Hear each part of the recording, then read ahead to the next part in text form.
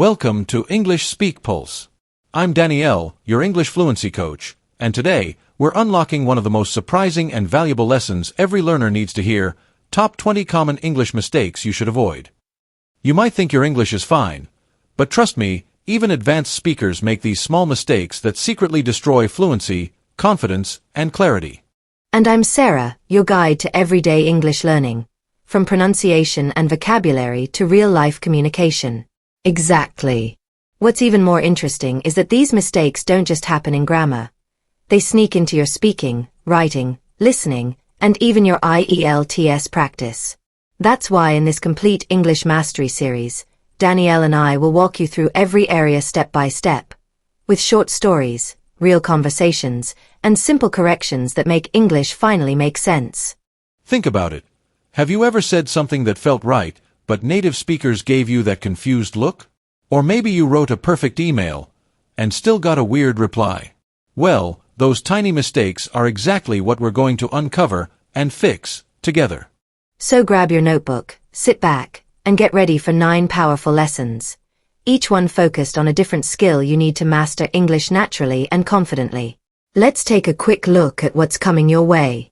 First, we'll fix the grammar slips that make you sound unsure, in Grammar Gone Wrong, the most common grammar mistakes.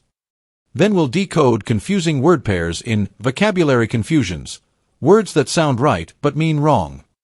You'll learn how to sharpen your ear in Listening Traps, how misheard English changes meaning. We'll uncover how small reading mistakes can twist meanings in Reading Between the Lines, common reading mistakes. Next, we'll clean up messy writing habits in Writing Mistakes That Kill Your Message. And we'll work on your natural flow in Speaking Slip-Ups, sound natural, not awkward.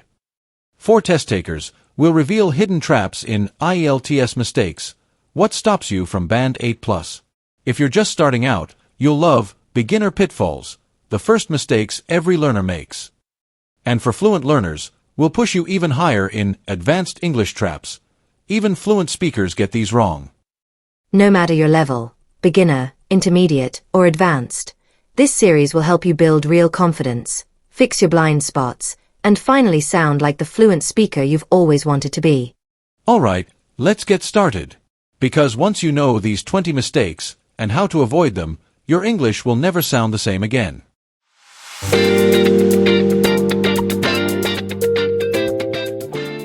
Welcome to the Deep Dive.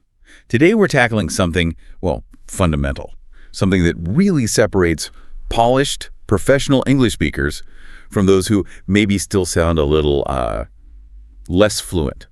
We're doing a deep dive into essential English grammar fixes. These are those small but honestly mighty patterns that can instantly boost your clarity and confidence. And for you, the learner listening, this isn't about digging up some obscure grammar textbook rules nobody uses. Right. No, it's about spotting those, common slips that create friction when you speak. Grammar is kind of like the invisible glue of language, isn't it? Totally. When it works, people just get your ideas smoothly, but when it slips even a little bit, it causes this sort of processing lag for the listener. Processing lag, I like that. They have to stop and think, wait, what did they mean? Exactly. So we're focusing on, 10, maybe more, really common, really fixable things that sometimes make even quite fluent speakers sound just a bit off. That idea of frictional language, yeah, that's key. So let's unpack these areas.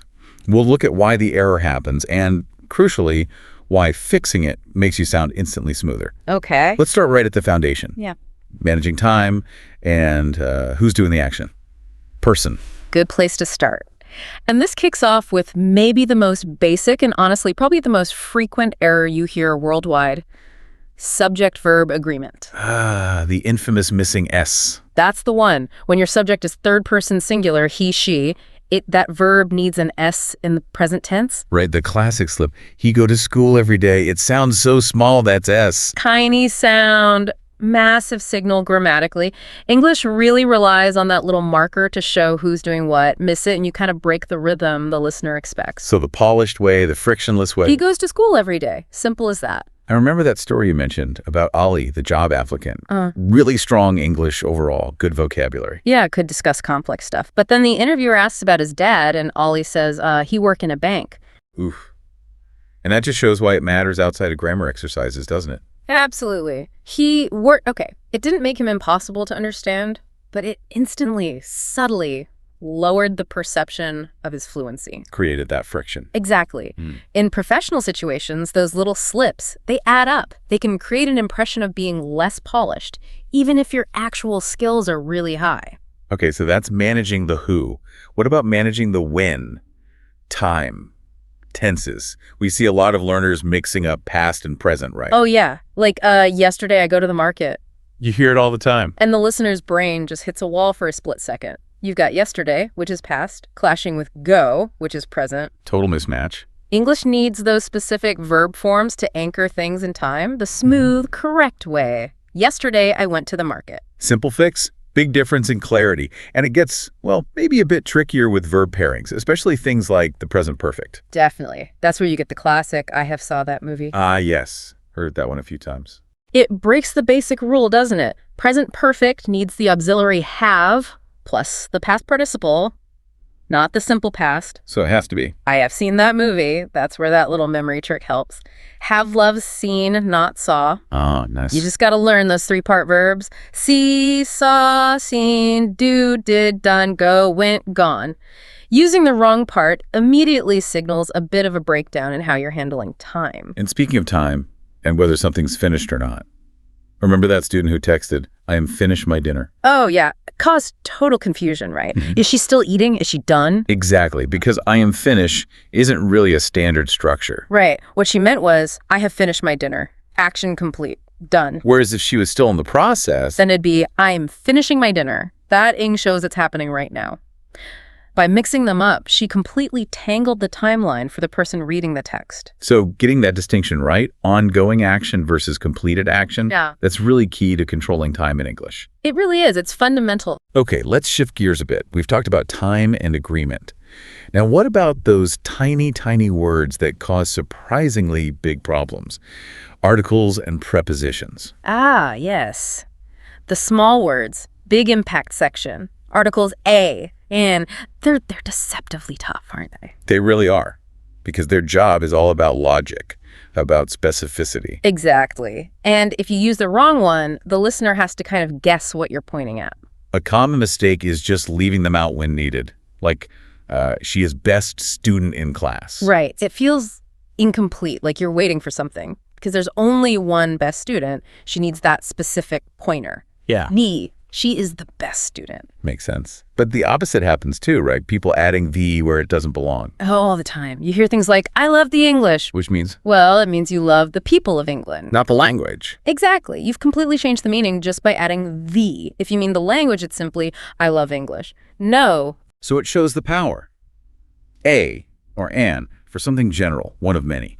The for something specific, something we both know. Precisely. I bought a phone yesterday. Could be any phone. I bought the phone you showed me. Now we know exactly which one. Specific. Okay, and this idea of specifying, it connects directly to another tricky area.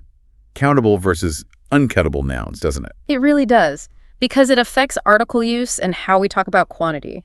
A super common slip is pluralizing uncountables. Like saying, I have many informations. Right. Or advices or furnitures. English just doesn't treat these words as having separate units you can count. You can't put an S on them? Nope. So the smooth, correct way is to use words like some or a lot of, I have a lot of information, or then advice. So the basic check is, Yeah. can you put a number before it? One information, two informations, no. Sounds weird. Exactly. If you can't count it easily like that, it's probably uncountable. And if you do need to count it somehow, You need a phrase like a piece of advice, an item of furniture. perfect. You use a unit phrase. It feels logical once you see the pattern, but it trips people up because their own language might count those things differently.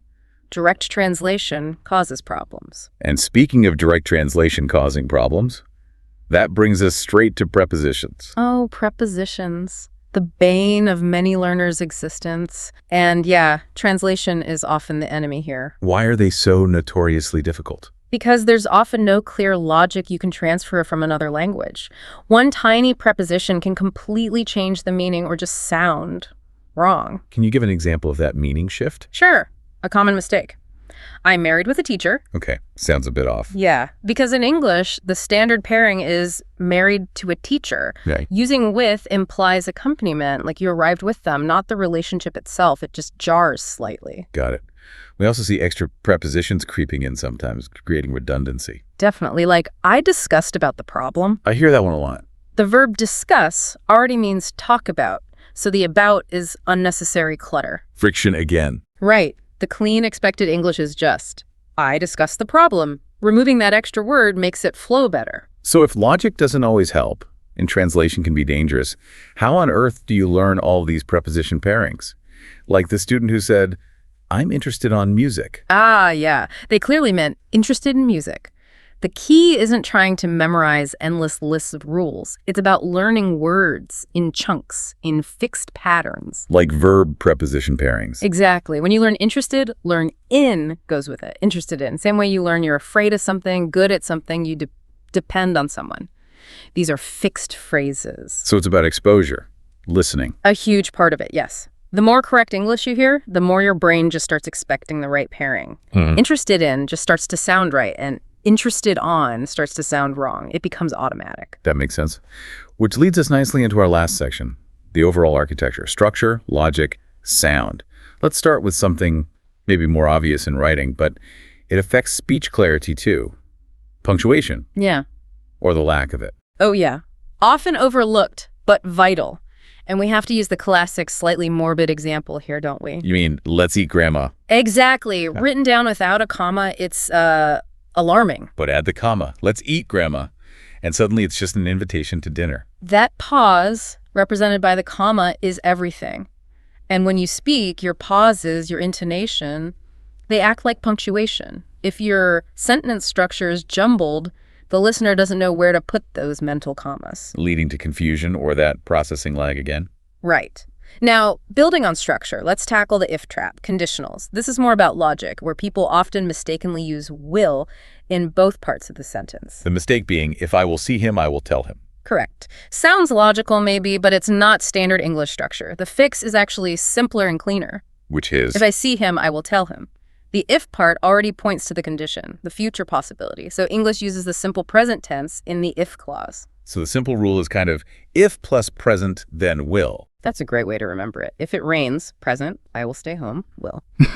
It shows grammar often is logical. You just need to grasp the underlying pattern. Once you get it, it clicks. Sticking with logic errors, we need to mention double negatives. Yes. Very common in some informal speech styles, but a real no-no in standard or formal English, like, I don't know nothing. What's the logical problem there? Well, in standard English logic, two negatives make a positive. So if you say, I don't know nothing, technically, mathematically, you're saying you do know something. Which is usually the opposite of what the speaker means. Exactly. For clarity, especially in professional contexts, you need to fix it. I don't know anything. Or you could say, I know nothing, but you can't have both don't and nothing. Use anything to keep the overall negative meaning clear. Precisely. It avoids the logical contradiction. Okay, final fix. This one's about the overall sound, the rhythm, natural word order. Get this wrong, and it can make you sound robotic or just non-native, even if your vocabulary is great. Absolutely. A frequent one is misplacing adverbs, especially adverbs of frequency, like saying, always I go to bed late. Instead of, I always go to bed late. English generally expects that kind of adverb after the subject, usually before the main verb. That's the natural rhythm. it just flows better. It does. Or think about that tourist example. Please, I can have water. All the words are right, but the order is wrong. It should be, can I please have water? Right. Swapping the subject I and the auxiliary can makes it a standard question format. That slightly unnatural word order, even if understandable, is often what gives away a non-native speaker. It's that final layer of friction, isn't it? It really is. Yeah. Nailing the natural word order helps your speech sound more relaxed, more confident, more, well, fluent. Okay, so we've covered a lot of ground. 10 plus specific common fixes, from that tiny feats to word order. What's the big takeaway here for you, the listener? Well, I think it's not about trying to speak faster. Real fluency, that comfortable, clear kind, it's actually about reducing friction. Slowing down just enough to get it right. Exactly. Slowing down to consciously apply these fixes until eventually they become automatic. When your brain knows the pattern and your tongue just follows, that's real fluency. Think of grammar less like a strict rule book you have to obey, Yeah. more like a map. Yeah, a map of how English works. Every little correction you make, every pattern you internalize, like those preposition pairs or the if clause rule, it just builds a stronger, more reliable map in your head. So you stop getting lost, you stop translating bit by bit. You start just thinking and speaking in English, the correct patterns become automatic. Awareness first, then it becomes automatic. Okay, so if listening really helps make these fixes automatic, here's a final thought for you to consider. Pick just one thing we talked about today. Maybe it's that subject verb as. He goes, she works. Just one pattern. Now, what simple, consistent listening habit could you start this week? Maybe just 5 minutes a day listening to a show, a podcast in English. And your only job is to listen for that pattern. Just notice every time you hear he goes, she thinks. It works. Don't stress, just notice it. What happens if you tune your ear like that? How quickly might your own speech start to naturally, automatically adopt that correct pattern without you even trying? Give it a shot.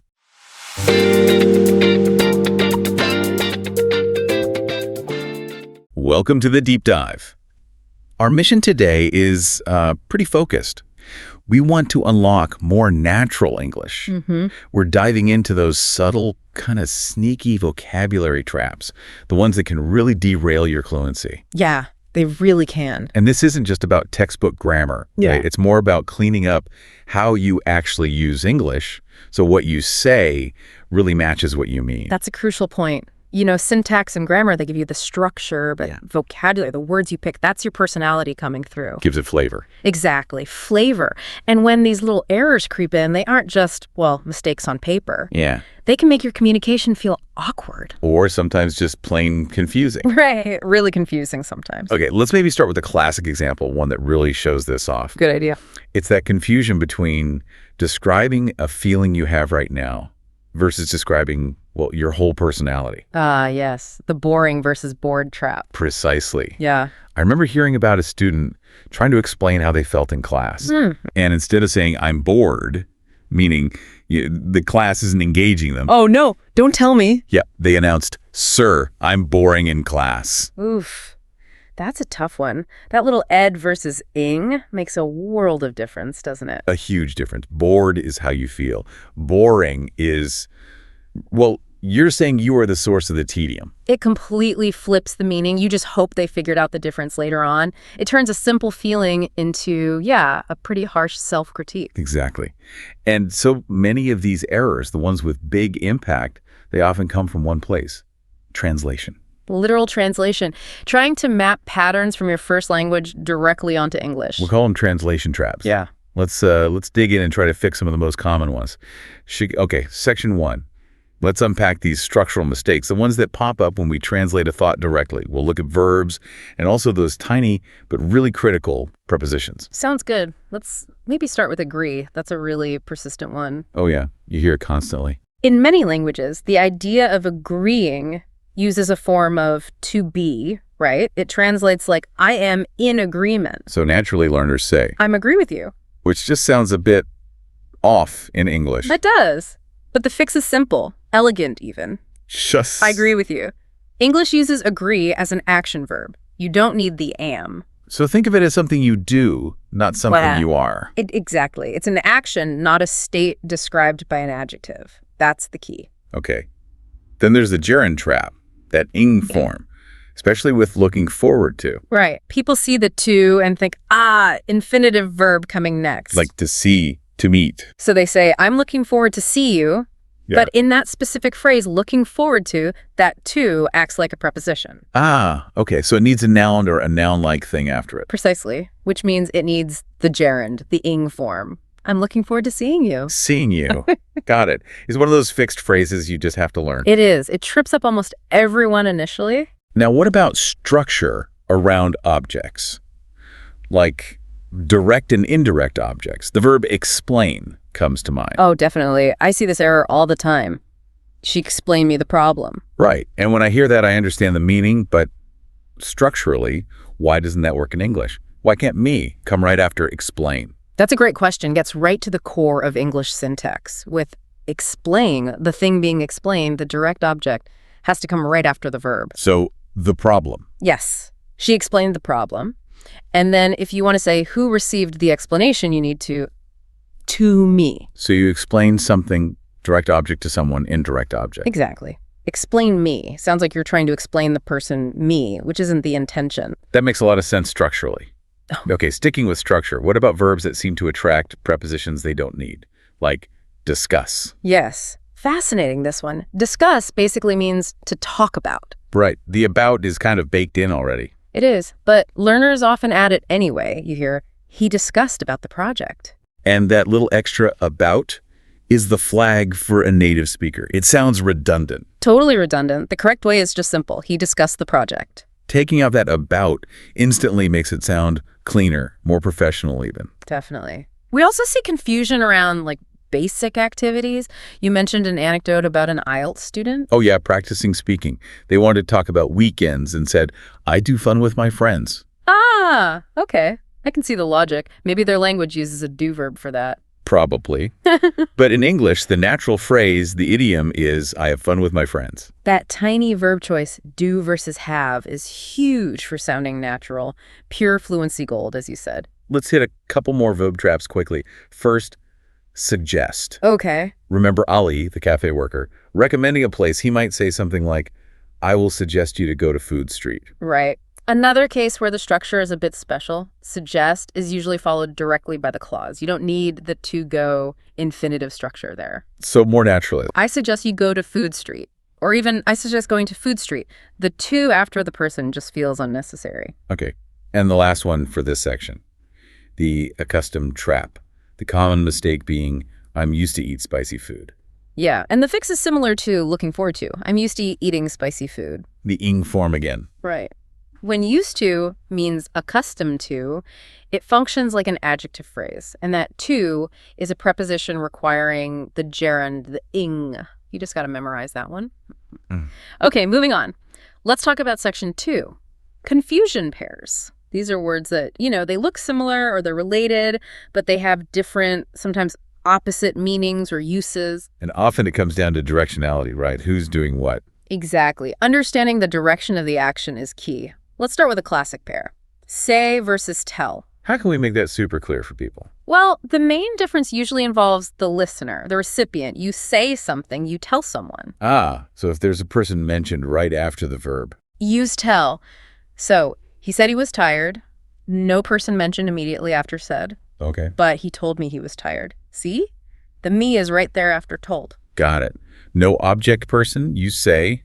Object person present, use tell. That's a nice clean rule. Pretty much. Next direction problem. Yeah. Lend versus borrow. Oh, if this one gets mixed up all the time. Yeah, people asking, can you borrow me some money? Which is, well, physically impossible if you think about it. Borrowing means taking something in. Lending means letting something go. So you should ask. Can you lend me some money? You want them to let it go to you. Or you can ask, can I borrow some money from you? Now you're the one bringing it in. I like the memory trick. L for lend, L for let go, B for borrow, B for bring in. That's a great one. Those little trips really help nail it down in the moment. Definitely. Okay, let's circle back to that idea of feeling versus causing a feeling. Like boring, bored, but now with fun versus funny. Right. Fun is about enjoyment, your own experience. Funny is specifically about humor, making someone laugh. Right. Exactly. So you'd say, I had fun at the party, meaning you enjoyed yourself. But if you said, the party was funny. That implies something happened that caused laughter. Maybe someone told great jokes or, someone fell into the cake. It's about the cause of laughter. And getting this wrong can be awkward. If you say, my holiday was very funny, people expect amusing stories of things going wrong. When you probably just meant you had a really good time, that it was fun. Understanding fun is experience. Funny causes laughter that clarifies it. And that same logic applies to interested versus interesting, doesn't it? Perfectly. Again, thank ed for the feeling, ins for the cause of the feeling. So I'm interested in English. That's my feeling. English attracts me. Right. But English is interesting. English is the thing causing the interest. It describes English itself. It really hits home when you apply it directly. Like if a student says, I was very boring watching the film. You know what they mean. But you almost have to stop and clarify, don't you? Wait, did you mean you felt bored? Or that you somehow made other people bored while watching. Exactly. Making them see that potential misinterpretation, that impact, often cements the correct usage way better than just reading a rule. Okay, let's shift gears a bit. Beyond just correctness, how does word choice affect how people perceive us? Let's talk about upgrading vocabulary and maybe avoiding accidental insults. Good transition. And we have to start with what you called the insidious very problem. Yes. Learners lean so heavily on very as an intensifier. Very good, very beautiful, very tired. It's understandable, but it's such a missed opportunity. It makes the language sound a bit basic, flat. When you could be using much stronger, more precise words, instantly elevates your speech. Totally. Instead of very good, why not excellent, fantastic, superb? Very beautiful. Okay. Gorgeous, stunning, breathtaking. Very tired, could be exhausted. Very angry, could be furious. Very big, could be huge, massive, enormous. Very cold. Freezing. See, there's almost always a single, more powerful word. So here's a practical tip for you listening. Catch yourself when you're about to say very. Pause, just for a second, and try to swap in a stronger synonym. Make it a conscious habit. Exactly. That's how you build real vocabulary depth, not just quantity. Okay, now nuance of tone. This is where vocabulary gets really tied up with emotion and social context. Let's talk about cheap. Oh, cheap is a big one. A major translation trap, especially socially. Because in English, it often carries negative baggage, right? Judgmental connotation. It really does. Using cheap just to mean something didn't cost much can sound quite rude, especially about a gift. Right. Saying, my friend gave me a cheap ring, even if you just meant it wasn't expensive. It sounds like you're criticizing the quality, or maybe saying your friend was stingy. It implies something negative. So, better alternative. Much better to use words like inexpensive or affordable or maybe economical. They state the low cost without the negative judgment. That awareness of connotation is crucial. And that kind of harshness or lack of social appropriateness extends to describing people too, doesn't it? Like using the word fat. Yes. Calling someone fat directly is generally considered pretty blunt, often impolite in English. Again, the vocabulary needs to match the social awareness. Absolutely. Much more neutral or polite options would be overweight or perhaps a bit heavy or large. It shows sensitivity. Remember, advanced fluency isn't just accuracy, it's also appropriacy. Knowing the right word for the right situation. Okay, let's quickly fix a couple of those persistent, uncountable errors. Yeah. Another common trap. First one. Hair. The mistake.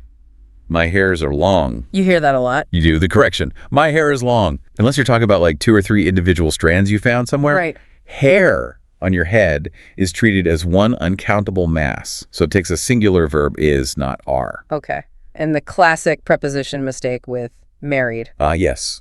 The error. He is married with a doctor. Comes from translating with directly from many languages. Exactly. But English requires to. He is married to a doctor. You're married to someone. Ku. So let's bring this together. Why do all these little things, prepositions, word choice, tone, why do they matter so much?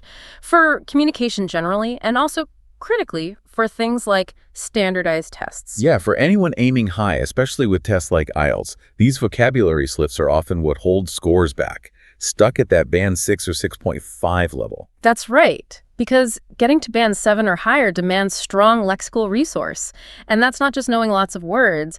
It's range, yes, but also accuracy and, crucially, appropriacy. Appropriacy again. Using the right level of formality, the right connotation. Exactly. Think about academic settings. Instead of saying, there are many problems in the city, which is okay, but basic. A more academic, appropriate phrasing would be, the city faces several challenges. See, that shift elevates the tone instantly. That's appropriacy in action. Okay. And here's a fun one that highlights a different kind of error, confusing the person doing something with the device used. You had a story about a cooker. Yes. I had a student proudly tell me, my father is a cooker. Oh, dear. An easy mistake to make if your language uses the same word for both. Totally understandable logic. But in English, the correction is vital. Your father is a cook. Because the cooker is. The appliance. The stove, the thing you cook on. The cook is the person doing the cooking. Agent noun versus object noun, a key difference. We also can't ignore pronunciation in all this, can we? Getting the sounds wrong affects everything. Hugely. Incorrect pronunciation, especially of unstressed syllables or common reductions, hits both your speaking confidence and your listening ability. If you can't recognize the word when a native speaker says it naturally, the meaning is lost. Like comfortable.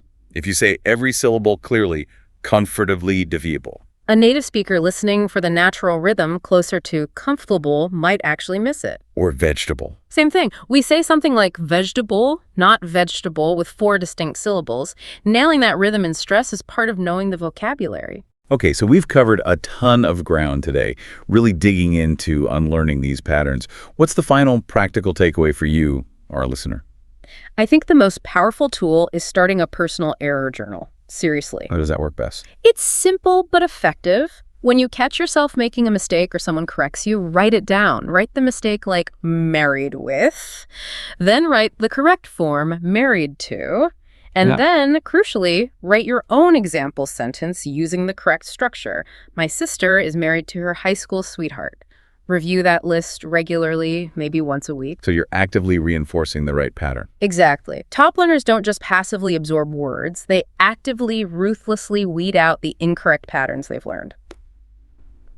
So, wrapping up our deep dive today, the main idea is this.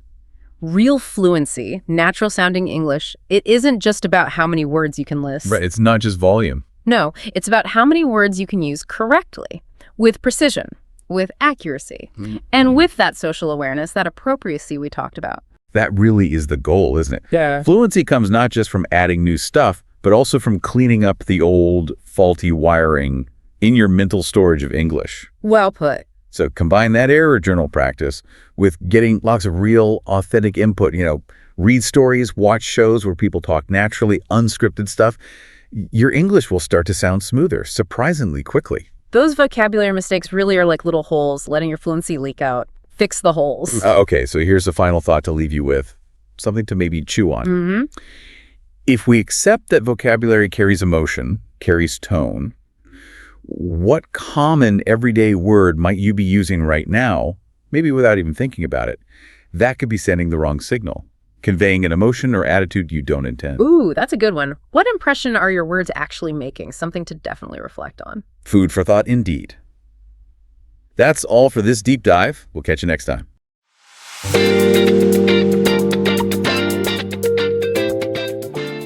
Welcome back to the deep dive. So today we're tackling something a lot of people feel is almost impossible, right? Absolutely. Real fluency in a language. Exactly. And we're not talking flashcards, grammar rules. We're diving deep into what might just be the most overlooked, the most underrated skill in really getting a language. Listening. Listening, it sounds so basic, but it's everything. It really is. It's the foundation. Honestly, it's the bottleneck for so many learners. People pour hours into perfecting speaking, writing. Yeah, the output. Right, the output. But their listening skills, they effectively put a ceiling on how fluent they can actually become. Think about it. You just can't jump into a real conversation, not confidently anyway, if you can't properly decode what's being said to you first. That's the key, isn't it? Listening is the doorway to every single interaction. But let's be clear, what do we mean by listening? Because it's definitely not just hearing words flow past. Oh, absolutely not. It's way more complex. It's perceptual mastery, really. It means catching the full message, the meaning, sure, but also the emotion, the rhythm, the cultural context, and especially understanding the real intention when people speak quickly or use slang or, squash words together, miss the tone, and boom. You've missed the entire point, potentially. Exactly. So we've got all this material here, studies, learner stories, linguistic insights, and it keeps pointing back to this one big question. Why is it that even really dedicated learners, people putting in the time, still struggle so much when they step outside the classroom? When they face real-world English like in a movie or just trying to follow a fast chat in a coffee shop? Okay, yeah. Let's unpack that because there are some common traps. What's the first big one? The first one, and maybe the most damaging, is this obsession with catching every single word by word. Learners get fixated. They try to grab each individual word as it flies by, processing its dictionary definition in isolation. Right, and that just immediately slams the brakes on, doesn't it? Your brain trying to do that, it overloads. Completely. It overloads your working memory. So the strategy, counterintuitive maybe, has to shift away from word collecting. Yes. Towards what's the main idea here? It's actually okay to miss words. The goal is the message, the gist. Precisely. And that's where, the cognitive side comes in. We need to reframe this. Yes. Your brain, it isn't a dictionary just looking things up one by one. Think of it more like a meaning machine. It grabs concepts, intentions, ideas, usually in chunks, not single definitions. That makes sense, but it sounds like a really hard habit for learners to break, especially if, say, the stakes feel high, like a job interview or understanding a lecture. Does meaning machine still work when you need precision? It applies even more then, because focusing on individual words, that creates the second huge mistake, the translation delay. Yeah. This habit of mentally translating from English into your native language while you're listening, it's fatal for fluency. So you hear English, translate it, think of a reply in your language, translate that back. Exactly. You're doing double the work in real time. Wow. That sounds incredibly tiring. It is. And it creates this critical delay you just can't overcome in a normal conversation. It's like trying to drive a fast car with the handbrake pulled up. You simply can't keep pace. We see this pattern all the time in learner case studies. There's one guy, Ahmed, super dedicated, listened to BBC podcasts every single day, thought, sheer volume would fix it. What it didn't. His listening comprehension just stayed flat for months. Why?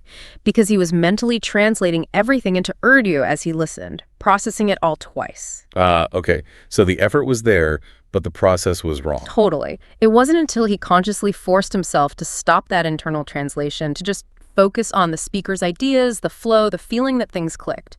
His comprehension speed practically doubled. Just by changing that internal process. That's huge. Huge. He didn't need more practice. He needed different practice. Okay, so beyond words and translation, listening involves picking up on subtleties, right? Yeah. The emotional layer. Oh, definitely. You're using your emotional intelligence constantly. You have to read the tone, catch the humor, the sarcasm, understand the meaning of pauses. It's not just the vocabulary. Those nuances can completely change the meaning, like getting a text message versus hearing someone say the same words. Exactly. Think about someone saying, "Oh, that's great," but their voice is totally flat, monotone. Yeah, the tone tells you they mean the opposite of great. An experienced listener gets that mismatch instantly. The how overrides the what. So actively listening means evaluating how things are said, which leads us nicely into mistake number 3, the textbook bubble. Yes. The danger zone of only listening to that super clear, slow, perfectly enunciated English you get in textbooks or beginner audio. You're basically training for a perfect, sterile environment. It doesn't actually exist out here. Real English is messy. It's got background noise, people interrupting, different speeds, accents. So you're preparing for the pristine running track. But life is more like muddy off-road racing. Good analogy. Yeah. You need an all-terrain vehicle for your ears. How do you build that? How do you break out of the bubble? Demand variety. You absolutely have to mix up your listening materials all the time. Movies, yes, but also real interviews, unscripted vlogs, podcasts like this one, just everyday street English. We had the student, Sana. She was prepping hard for her IELTS listening test, really focused. Okay. But she only used this one YouTube channel. It had this very specific, slow, clear British accent. That was it. Months of just that one voice. Sounds dedicated, but maybe too narrow. Exactly too narrow. Came exam day, she gets hit with fast Australian English, then some Canadian English, and she just froze. Panicked. Oh no, because the ear wasn't tuned for it. Not at all. She failed that section. And it wasn't about talent or effort. It was purely a lack of variety in her training exposure. That's a really powerful point. English isn't monolithic. You've got British, American, Aussie, Canadian, Indian, South African, tons of variations, if you only know one. You're creating a weak spot. Think of listening practice like going to the gym for your ears. Right. You wouldn't just lift the tiny 1 kilogram weights forever, would you? You need to challenge the muscle with different weights, different exercises. Same for listening different accents, speeds, background noise levels. That builds real strength for the real world. Okay, let's tackle the big one. The complaint we always hear. Native speakers talk too fast. Is it actually true? Are they really speaking that much faster? It usually feels that way, but often it's an illusion. It's not necessarily raw speed like words per minute. It's that the words are all connected. Connected speech. Yes. Native speakers naturally blend, reduce, or even drop sounds between words. It's efficient, but if you're expecting each word to sound separate, like it looks on a page... Your brain just can't match the sound to the expected word quickly enough. It gets lost. Exactly. You're waiting to hear "what are you doing?" pronounced perfectly, but what you actually hear is something like "what you doing." Right. The sounds merged? They merge, they change based on their neighbors. It's predictable once you know the patterns. Can you give us a few more absolutely essential patterns learners need to get? Sure. Besides what you're doing, think about questions like, did you eat? That often becomes a smoother, did you eat? Okay. And contractions are huge shortcuts. Want to collapses to wanna, going to becomes gonna let me, turns into want, gonna, let me, got it. Recognizing those patterns, those linkages, that's when your listening comprehension really starts to take off. Your brain starts to anticipate the sound shifts instead of being surprised by them. It starts predicting pattern recognition again. And once your ear gets tuned to that connected speech, it almost feels like the speed slows down because you're processing chunks, not fighting individual sounds. Makes sense. And this connects to culture too, doesn't it? Listening isn't just sounds, it's context. Oh, profoundly. You have to understand the unspoken stuff, the cultural shortcuts, the idioms that are baked into conversation. Like that classic example. A British person says, "Hey, you all right?" Yeah. And a learner might hear that and think, oh no, do I look sick? What's wrong? They might launch into a whole health update. When really it just means hello or how are you? Exactly. It's just a greeting. Context is king. Or hearing someone say, break a leg before performance. You need to know instantly that means good luck, not, a threat. Right. If you only listen literally, word for word, you miss the real meaning. Cultural fluency and listening skills are totally intertwined. Okay, we've diagnosed the problems. Let's shift to the solutions. The active listener's toolkit. Mistake number 4 must be about how we listen. Passive versus active. Huge difference. We're all guilty of passive listening, sometimes podcast on in the background while you're scrolling your phone or doing chores. Feels productive maybe, but the progress is? Glacial. Excruciatingly slow. Because your brain isn't really engaged. So active listening means what?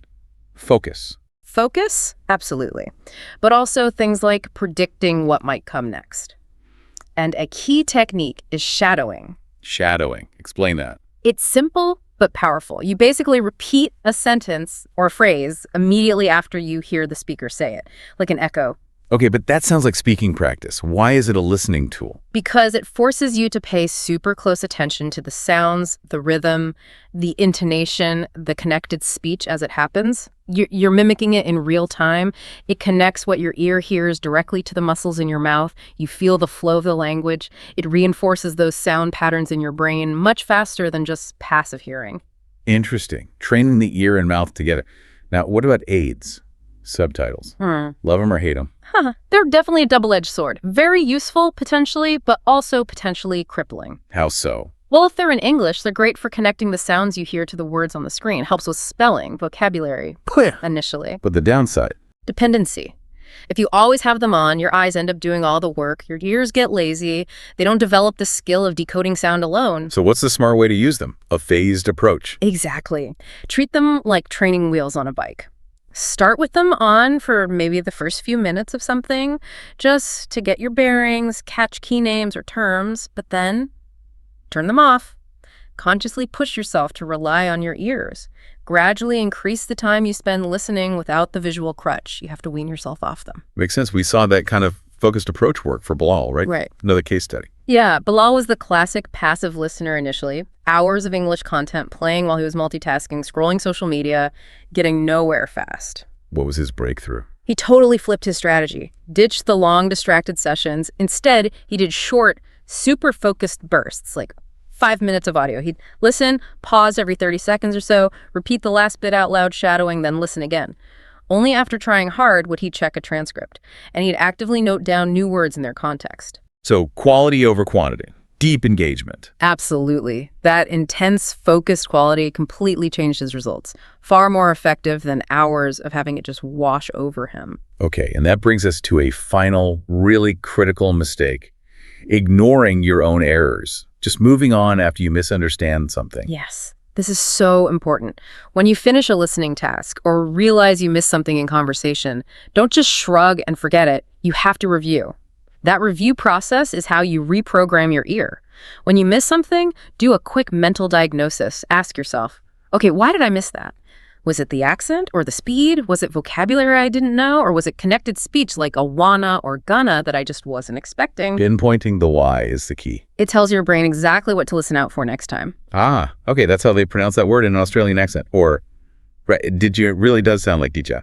That specific awareness targets your weak spots for improvement. That small step makes a huge difference between staying stuck and actually getting better. It really does. And you mentioned a specific tip for more advanced learners wanting to really nail accents, something about the news. Yeah, two things actually. One is just practicing listening in noisy environments, deliberately listening while cooking or walking outside. Teaches your brain focus. But the comparative thing is great for accent training. Find a big international news story, then listen to the report on that same story from different channels. BBC for British, CNN for American, maybe ABC Australia, CBC Canada. Ah, so you're hearing the same information, the same core vocabulary, but delivered in different accents. Exactly. You start to notice the subtle and sometimes not so subtle differences very quickly, like how schedule is pronounced schedule versus schedule. Or advertisement versus advertisement. Right, or vowel sounds. When you do that comparison deliberately, those accent variations stop being scary unknowns and become predictable patterns you can recognize. That's a fantastic practical tip. So wrapping this all up, what's the big takeaway for someone wanting real fluency? It's that focused, active listening is arguably the most powerful engine for building overall fluency. More powerful in some ways than just reading or grammar drills alone, because when you listen actively, your brain doesn't just learn words. It absorbs the natural rhythm, the melody, the patterns of spoken language, and it starts to integrate those patterns into how you think and speak. It's like you're downloading the music of the language, not just the lyrics. Well put. Think about how babies learn. Months and months, maybe a year of just listening, absorbing everything. The speaking comes much later. Listening has to come first. So the message is, be patient, be active, and focus on patterns. It's not about some magical talent. Not at all. It's exposure, smart practice, and pattern recognition. And maybe a final thought for our listeners. Yeah. The next time you're listening and you feel stuck or you miss a word or phrase, try not to feel frustrated or defeated. Instead, get curious. Ask yourself this specific question. Okay, what did my brain just learn to notice for next time? What sound, what connection, what context clue? That curiosity. That analytical moment, even if it's brief, that's what separates the good learners from the truly great ones. And that's something you can start exploring right now on your own.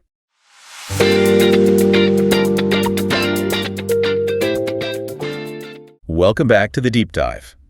Today, we're really digging into something crucial for English learners. Reading. It seems simple, but it trips so many people up. It absolutely does. It's foundational, but the way most people approach it, it's often kind of backward. They think it's just about knowing the words. Yeah, like decoding word by word. Exactly. But real reading, effective reading, it's about understanding the meaning behind the words, the tone, the logic, how it all fits together. Totally. I hear this all the time, learners say, okay, I looked up every word, I know what they mean individually, but I still don't get the main point. They're doing the work, but missing the message. So today, we looked at a bunch of sources, studies, learner stories to figure out the common pitfalls. And more importantly, the strategies to actually fix them. Right. Our goal here is to help you shift gears. Move from that slow, frustrating word-by-word grind into something more strategic, focused on meaning. Precisely, where you're actually absorbing the information effectively. Okay, let's kick off with maybe the biggest hurdle. The one that feels productive but actually isn't. Yes, the translation trap. It's number one for a reason. So what exactly is it? Just translating in your head as you go? Pretty much. Reading a sentence in English, then mentally translating it word for word or phrase by phrase into your native language, it feels like you're being thorough. But you're saying that's bad. Why? It seems logical. Well, think about what your brain is doing. It's juggling multiple tasks at once, reading the English, searching for the translation, holding that translation, and trying to connect it to the previous sentence's meaning. It's just too much load on your working memory. Cognitive overload. Yeah. Your brain basically runs out of bandwidth to process the overall idea, so it focuses on the small bits, the translated words, and kind of drops the main thread. You end up with a list of words but no coherent thought. That makes a lot of sense. It really does. We saw this great example in the source material, Hafsa, preparing for the IELTS exam. Oh, yeah. What was her approach? She was meticulously translating every single line. English to Urdu as she read the passages. Oh, wow. And how did that work out for her? Terribly. It took her like 30 minutes just to get through one paragraph. 30 minutes? No way. Yeah. Impossible for the test, obviously, but also just not effective for understanding. So what changed for her? She had to let go of that safety net. Stop translating everything. Start trusting herself to guess meanings from context. So focusing on understanding, not perfect translation. Exactly. And apparently, her reading speed practically doubled in just a couple of weeks. That's a powerful example. It shows how translation actually slows you down and blocks fluency. So if you stop translating, you need other tools, right? Yeah. To read faster and smarter. Which brings us to becoming more of a language detective, using efficient techniques. Yeah, definitely. And the two big ones here are skimming and scanning. Okay, let's break those down. Skimming first. Skimming is essentially reading quickly to get the general idea, the main points. You're not stopping for every single word you don't know. Like getting the gist of it. Exactly. So many learners get derailed by unfamiliar vocabulary. They hit a word like anthropogenic and just stop dead. Right. I saw that example about climate change. Something like global temperatures have risen since pre-industrial times due to anthropogenic activities.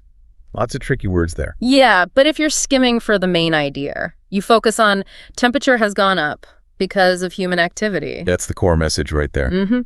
You might mentally flag pre-industrial or anthropogenic to check later if needed, but you don't let them break your flow. You keep moving to grasp the main argument. It's about prioritizing information on the fly.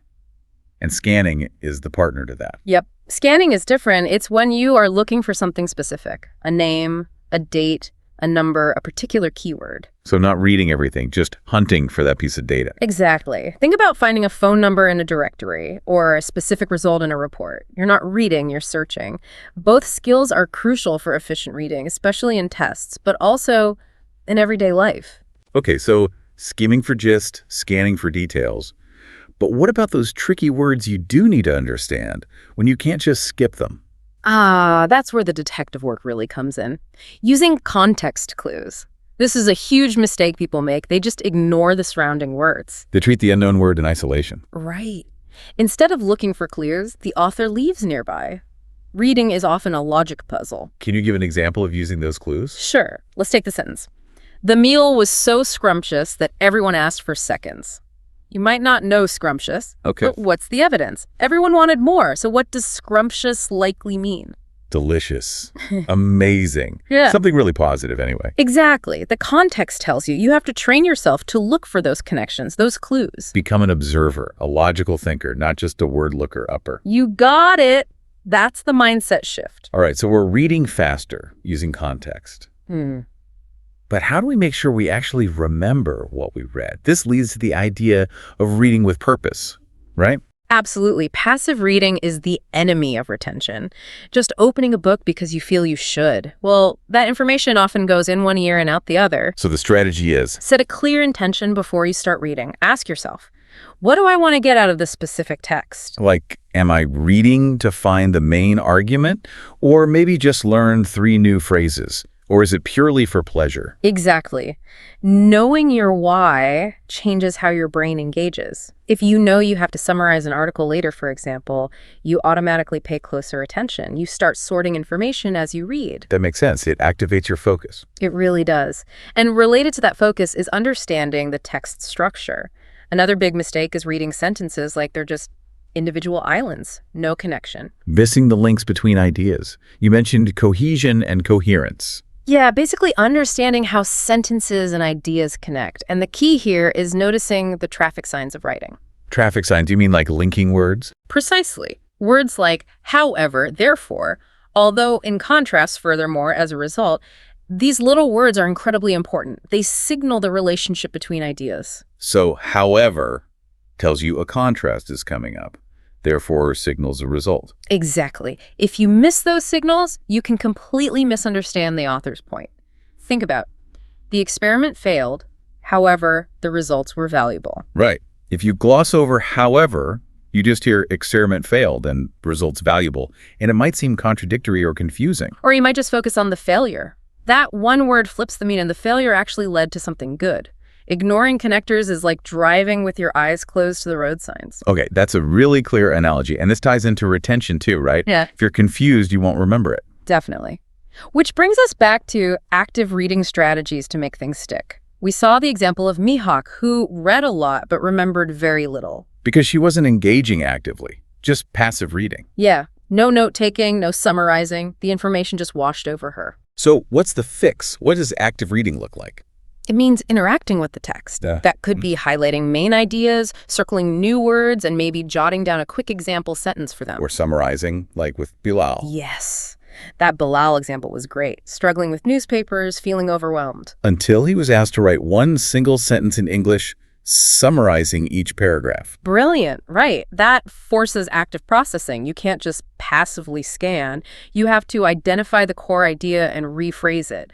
That encoding makes it stick much, much better. Okay, so we need to be active, purposeful readers. Now, what about what we read? Is reading just academic stuff the best way? Oh, definitely not. That's another common mistake, sticking only to textbooks or test practice materials. Leads to burnout and kind of stilted English. Exactly. You learn formal language, sure, but you miss the natural rhythm, the everyday expressions, the strategy is variety. Mix it up. Read things you actually enjoy. Please. Read storybooks, novels like the sources mentioned, Harry Potter or The Alchemist, the dialogue, the descriptions. That teaches you natural English flow in a way grammar drills never will. Keep motivation high, too. For sure. And don't dismiss shorter forms either. Reading blogs, online articles, even social media captions or comments, it's all exposure to how the language is used now. Good point. Okay, another angle, silent reading versus reading aloud. Most reading is silent. But is there a benefit to sometimes reading out loud? There absolutely is. A common issue with silent reading is internal mispronunciation. You might be saying words wrong in your head without realizing it, reinforcing bad habits. Okay. So reading aloud helps catch that. Yes, because it connects different systems. Yeah. Your eyes seeing the word, your mouth forming the sound, and your ears hearing it. It improves your sense of rhythm, intonation, natural pauses. And helps lock in pronunciation and sentence structure. Definitely. For an extra boost, try recording yourself reading aloud. It can be a bit cringy at first. Yeah, probably. Yeah. But hearing yourself is incredibly revealing. You'll catch awkward phrasing or pronunciation mistakes you were totally unaware of. That's a solid tip. Okay, let's move into some more advanced aspects. What about understanding things beyond just the literal meaning, like tone? Yes, crucial for higher level comprehension. A big mistake advanced learners sometimes make is just extracting facts, but completely missing the author's attitude or opinion, the tone. So whether the writer sounds supportive, or maybe skeptical, or sarcastic. Exactly. That tone tells you their real intention. Take a phrase like, "It is surprising that governments still ignore this critical issue." Okay, the facts are that governments ignore an issue. Right. But the word surprising injects clear criticism, disbelief, maybe frustration. Spotting that is key. Reading newspaper editorials or opinion pieces is great practice for this. They're all about tone and attitude. Makes sense. Another challenge for learners is tackling difficult texts. It's tempting to just stick with what's easy. Very tempting. But the comfort zone is where progress stalls. You have to challenge yourself. But not too much, right? You don't want to get completely discouraged. Exactly. It's about smart challenges. The sources used a great gym analogy. Lift weights that stretch you but don't break you. So find material that's just a little bit harder than your current level, like 10% harder. That's the sweet spot, generally. If you're understanding less than, say, 50%, it just becomes frustrating and counterproductive. You need that sweet spot where you're learning but still comprehending enough to stay motivated. But what if something is maybe a bit harder than 10%, but it's a topic you're super interested in? Does passion maybe override that difficulty level a bit? That's a really interesting question. And yeah, the sources touch on that. Curiosity is a huge motivator. It definitely helps bridge gaps. If you're passionate about, I don't know, astrophysics, you might push through a tougher text. Well, motivation helps. It does. But that 50% understanding floor is still important. If you're just totally lost, even passion can turn into frustration. It's a balance. Okay. And finally, let's bust a big myth about grammar. Do you really need to master all the grammar rules before you can read complex stuff? No, that's completely backward. One of the best ways to learn grammar is through reading. So absorb it naturally from seeing it used. Exactly. Grammar books give you the rules, the theory. Reading shows you those rules in action, in real context. Your brain starts to subconsciously pick up the patterns, how native speakers use prepositions, tenses, sentence structures. Like that example of Rizwan. Yeah, Rizwan, who kept saying, "I'm waiting you," kept making that preposition mistake. But he didn't drill preposition rules. Nope. He started reading short English dialogues every day, just absorbing the natural patterns. And after about a month, he just started saying, "I'm waiting for you," automatically. His brain just corrected itself through exposure. Subconscious pattern recognition. It's incredibly powerful. Reading feeds directly into better speaking. That's the ultimate goal, isn't it? Moving from sort of intellectually knowing English to actually feeling it, using it naturally. That's the shift. So wrapping up this deep dive, the core message is read strategically. Ditch the word-for-word translation. Become a meaning detective using context. Always read with a clear purpose. And mix it up, keep it active, challenge yourself smartly. Reading shouldn't feel like homework or punishment. It should be exploration, engagement. Okay, so here's the final thought we pulled from the sources, tying back to that idea of curiosity and fluency. Strategic reading isn't just about passing tests or understanding articles. It's fundamentally about building the foundation for fluent speaking. What you consistently absorb through engaged, purposeful reading is what eventually flows out naturally when you speak. So the question for you, the listener, is how much value are you really placing on your reading time? Seeing it not just as comprehension practice, but as direct fuel for your future fluency.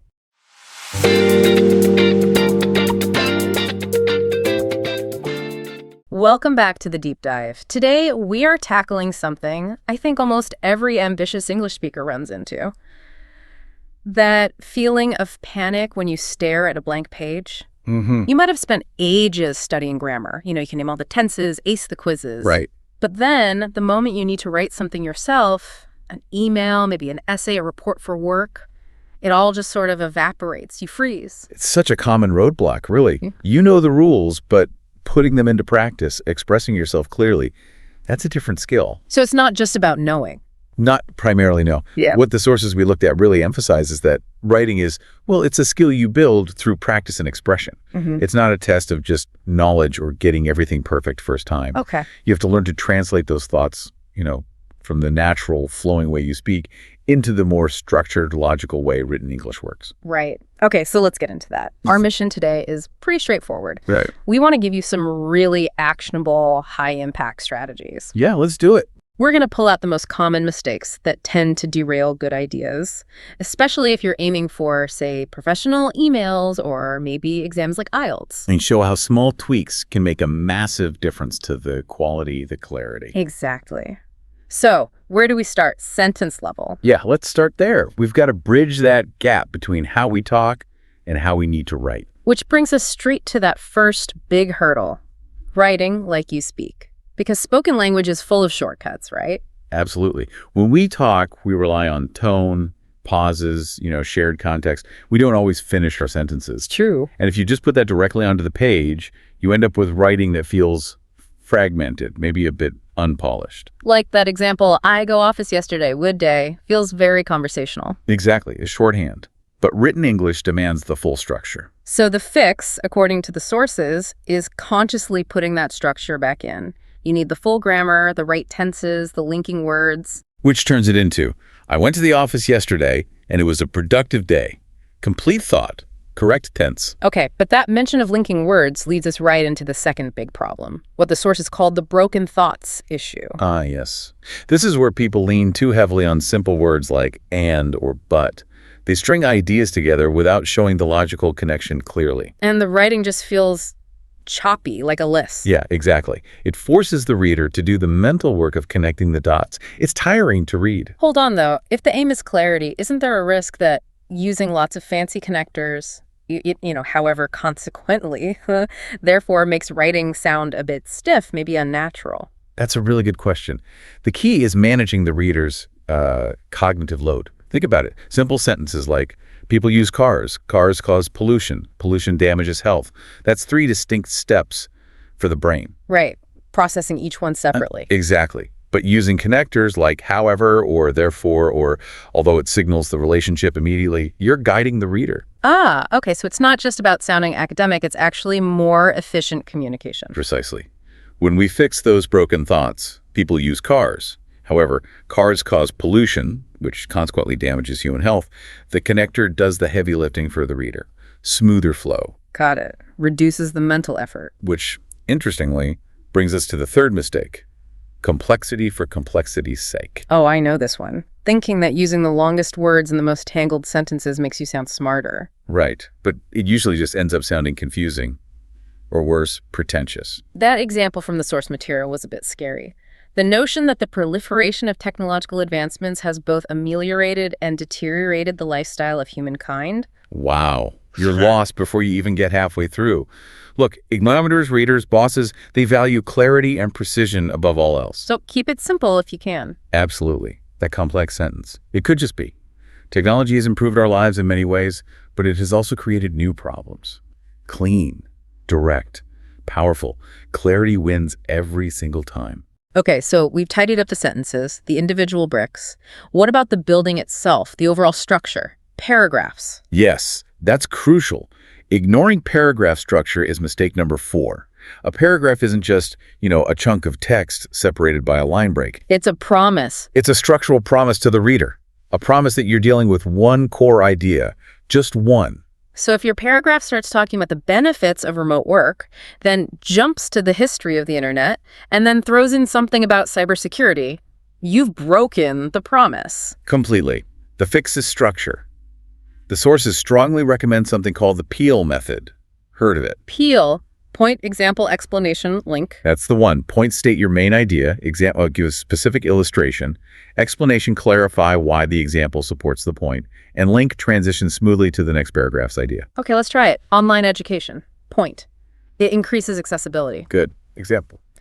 Students in remote rural areas can now attend top university classes without moving. Perfect. Explanation. Well, it saves them huge amounts of time and money on travel or relocation. Exactly.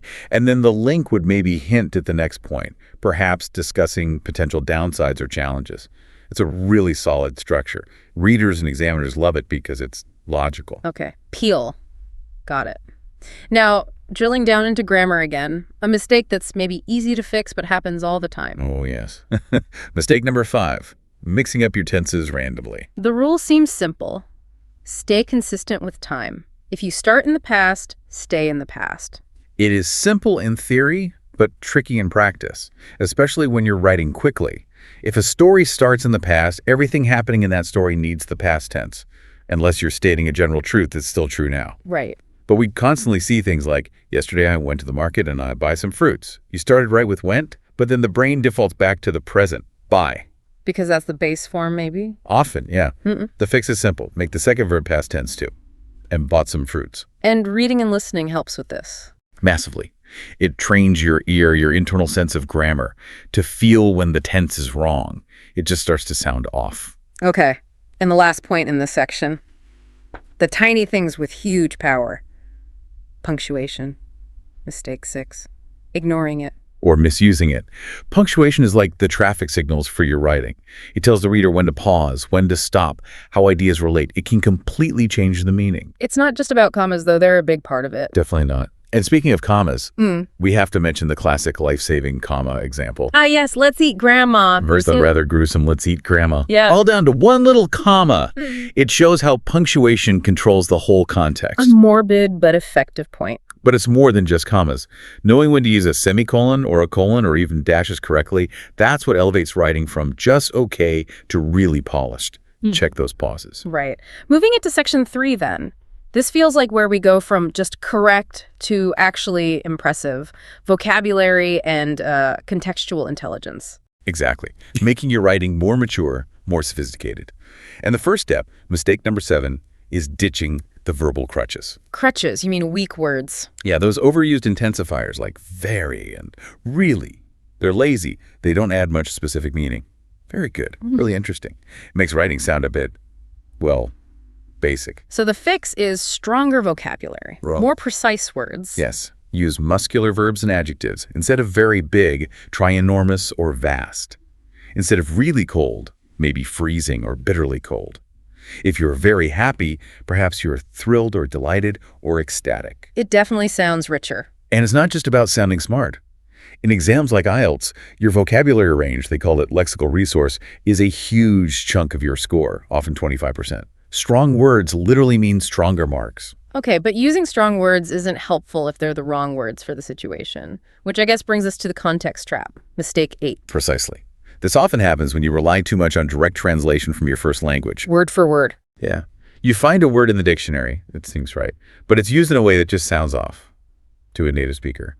You have to check how words are actually used in real sentences. Context is everything.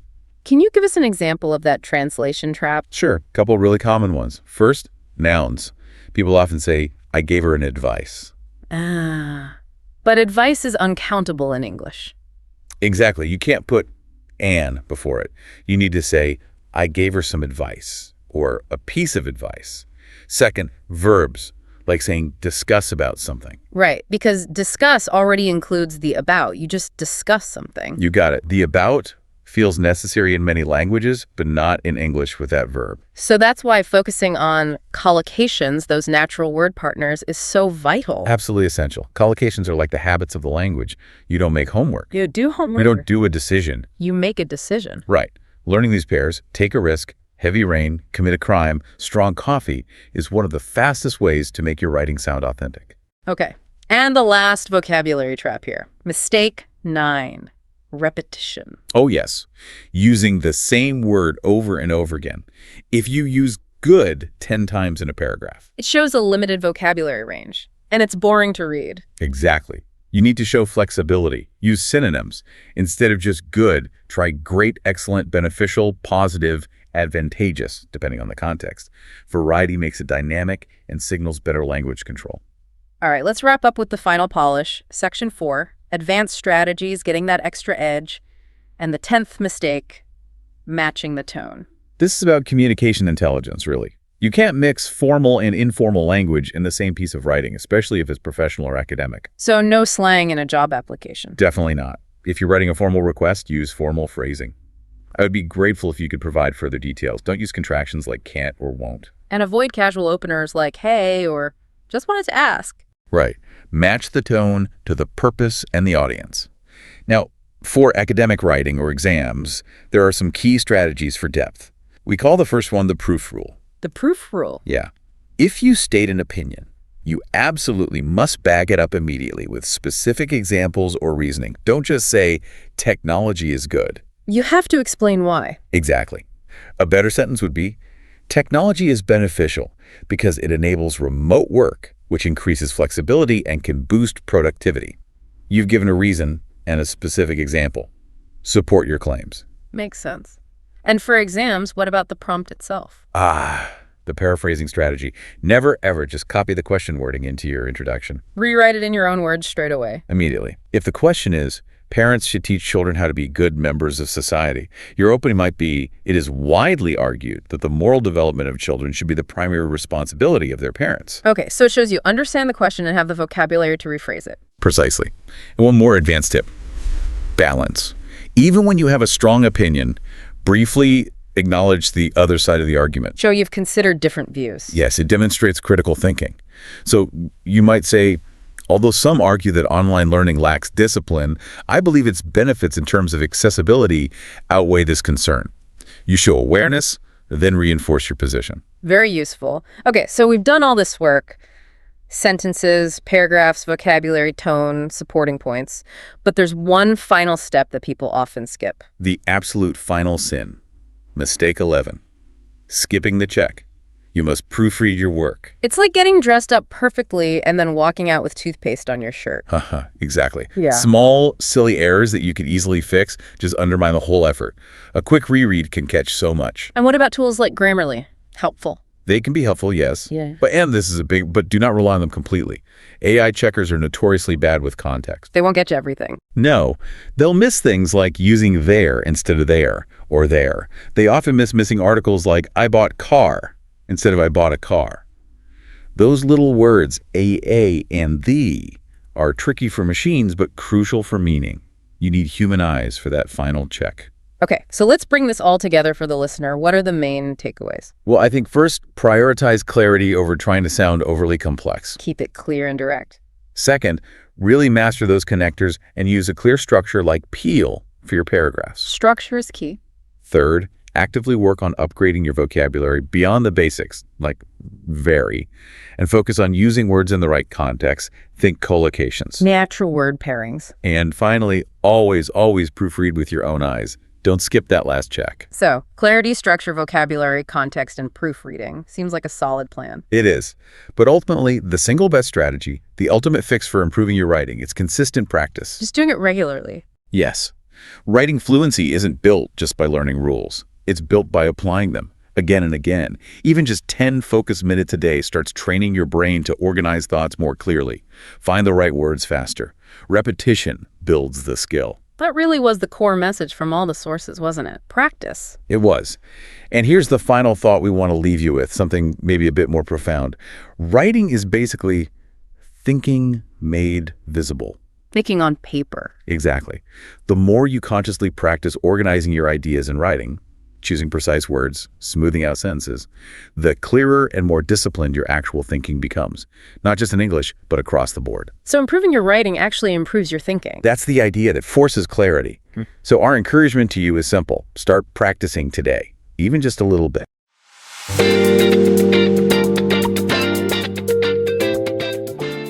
Welcome to the Deep Dive. Today, we're tackling something almost every single English learner runs into. That feeling of a mental block. You know, you've studied for years, you know the grammar, you've got tons of vocabulary, but then, boom, you go speak, and your mind just goes blank. It's incredibly common. And really frustrating. But what we found digging into this is that, honestly, it's rarely about not knowing enough English. Really? So it's not about vocabulary side? Not usually, no. It's almost always about, well, habits you've built up and your mindset, actually. Things that get in the way. Okay. So the mission for this deep dive is simple.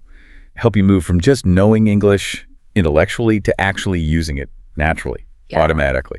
That's the goal, isn't it? Moving from theory to practice.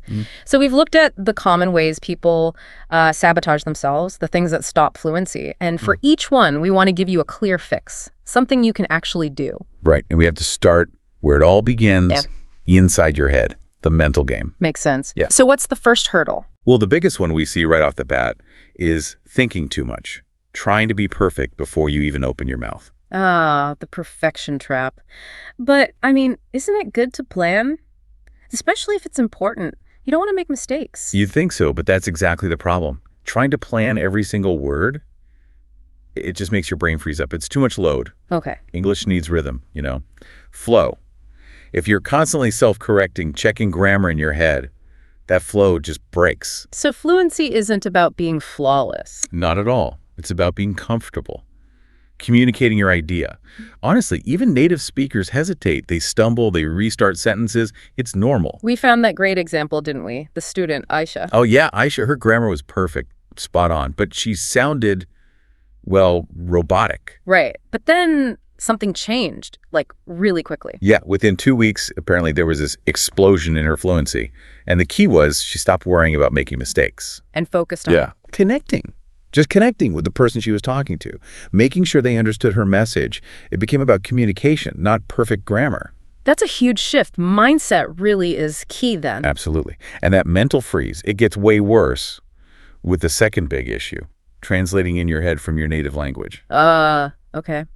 Why is translating so bad? Worse than just, say, searching for a word? Well, it's like making your brain do double duty. First, you think the thought in your language, language A.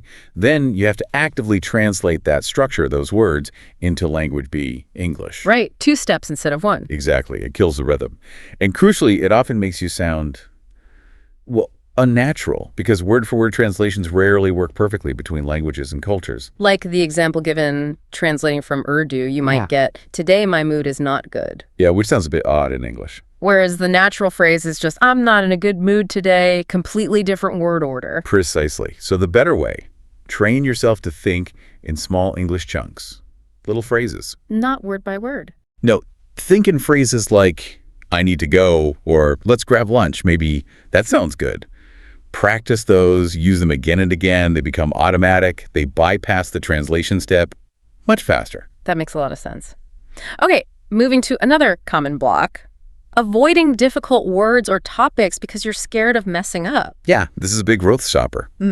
If you only ever use the words and topics that feel completely safe, you just plateau. You don't improve. So you have to push yourself. You have to experiment. Instead of always saying good, try amazing or fantastic or outstanding. Maybe you mispronounce it first time, who cares?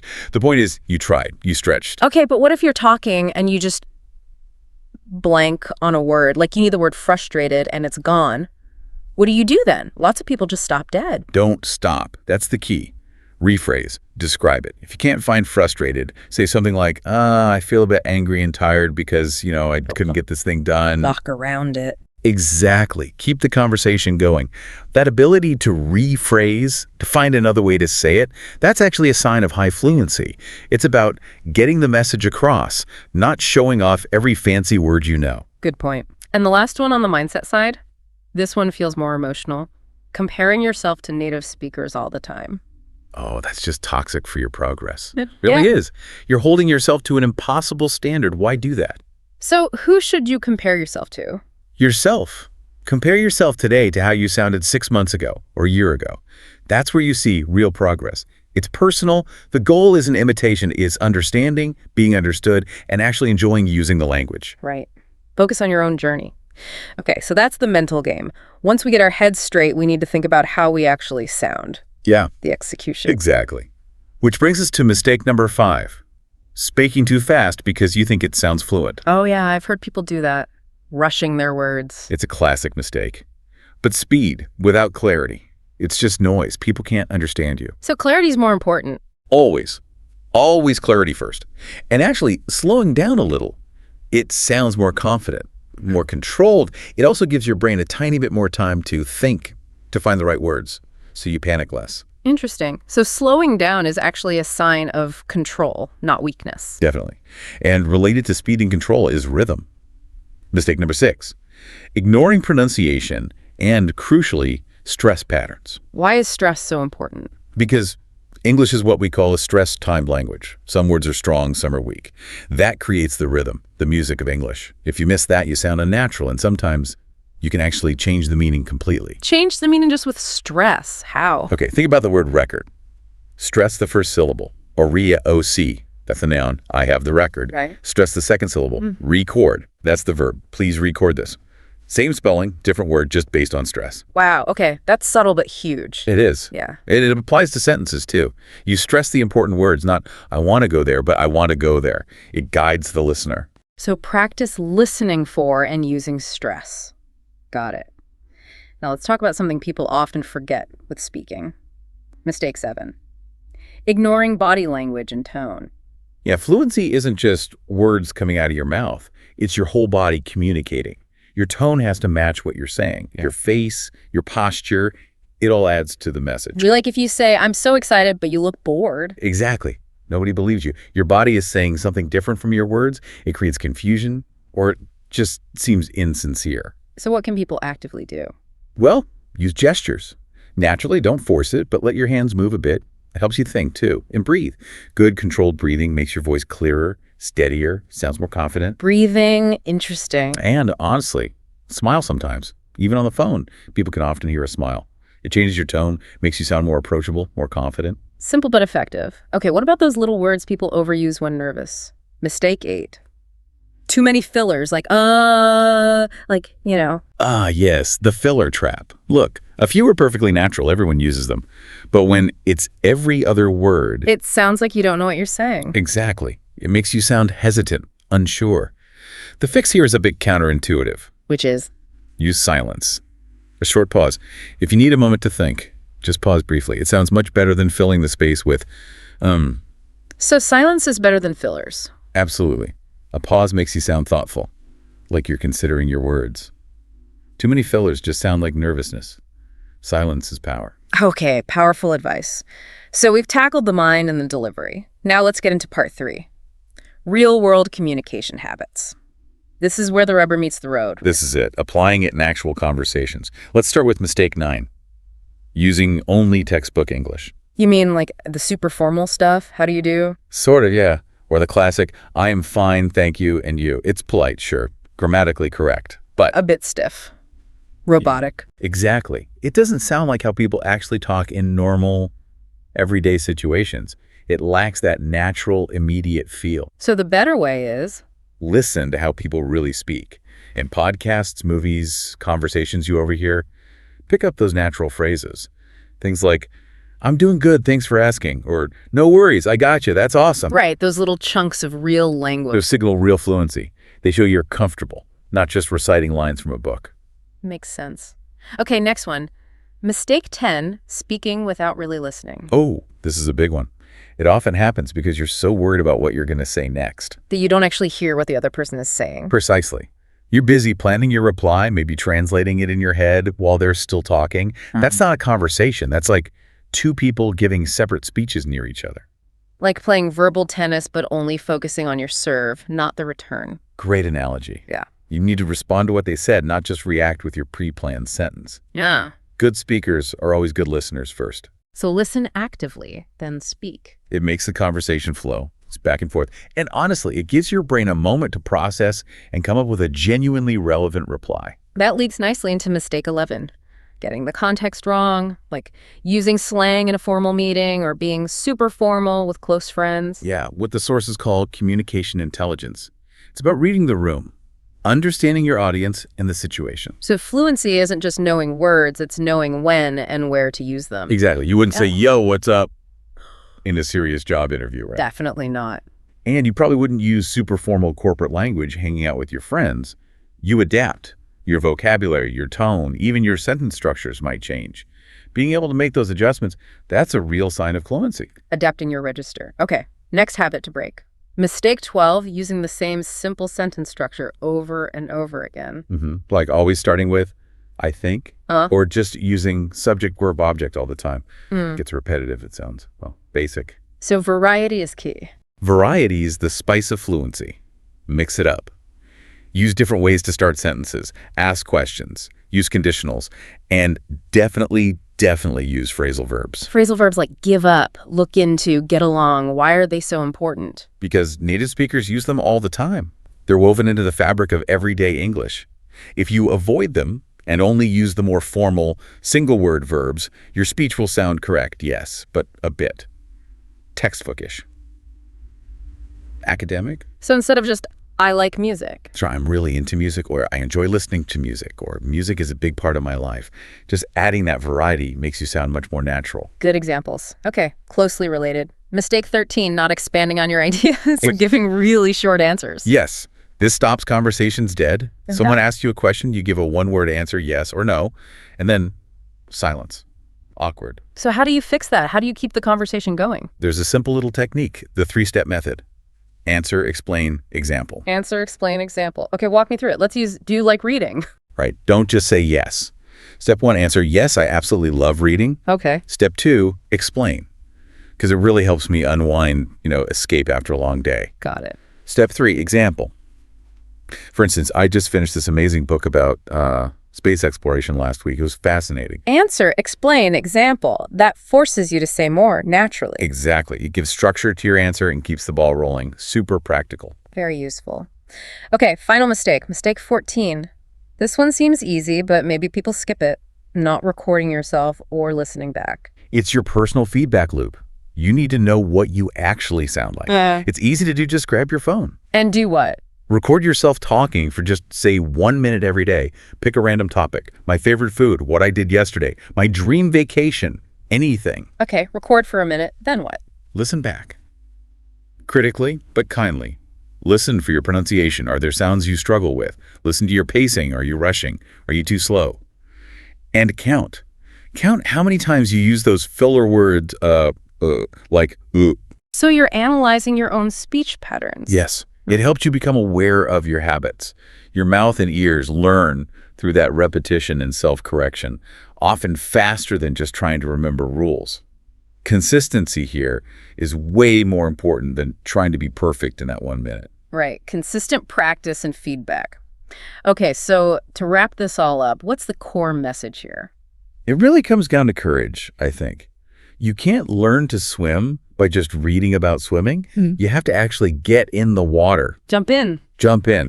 Real improvement, real fluency, it happens while you're speaking. Not in the planning phase, not in the studying phase. It happens in the doing. Mistakes will happen. It's okay. So those mistakes aren't failures. Not at all. They're feedback. Instant feedback telling you what to maybe work on next time. Your mouth learns faster than your memory sometimes. That's a great way to put it. Okay, we talked a lot today about rhythm, about flow, about natural language. Here's one final thought for you, the listener, to maybe explore on your own. We mentioned thinking in chunks. Take that a step further. Stop focusing so much energy on memorizing individual isolated words. Instead, shift your main practice effort towards learning and practicing natural phrases. Like a beautiful day, or a stunning view, or looking forward to it, or can't wait to see you. Things like that, these common pairings.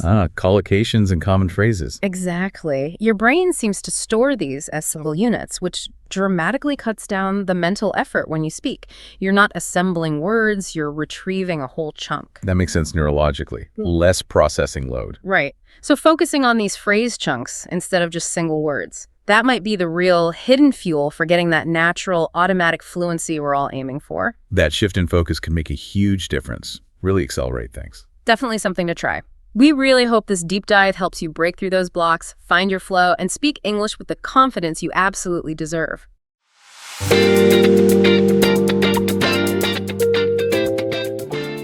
Welcome back to the deep dive. Our mission today, it's pretty laser focused, helping you get to that really natural, fluent English-speaking level. I mean, you, the listener, you've likely put in the work, right? The grammar basics are there, vocabulary is growing, maybe you could read pretty complex stuff. But there's this disconnect that so many learners hit. All that knowledge feels kind of locked up when you actually try to speak in a real conversation. And true fluency, while the sources we looked at are clear, it's not just about getting the words right. It's the whole package deal. The rhythm, that emotional tone, knowing when to pause. If your grammar is perfect, the delivery is, I don't know, flat or super rushed, you just sound robotic. Right, exactly. That connection with the listener just isn't there. And the core thing we pulled from the research is this common misconception. Lots of students think fluency is like a memory test, how many phrases can you spit out? But real fluency, it comes from connection and comfort, not just reciting things. It's about feeling comfortable enough to actually sound like yourself, but in English. So we basically dug up 20 specific habits. They're often kind of hidden, these things that quietly mess up that natural flow. They're the small things stopping your really solid English skills from sounding, well, effortless. Our goal, lay these 20 things out and give you fixes you can use right away. Okay, let's unpack this. And yeah, let's start right where things often feel the trickiest first. Delivery control, basically fixing the actual sound of your voice. So mistake number one is a big one, based on a faulty assumption. Mixing up speed with fluency. Everyone feels this pressure, right?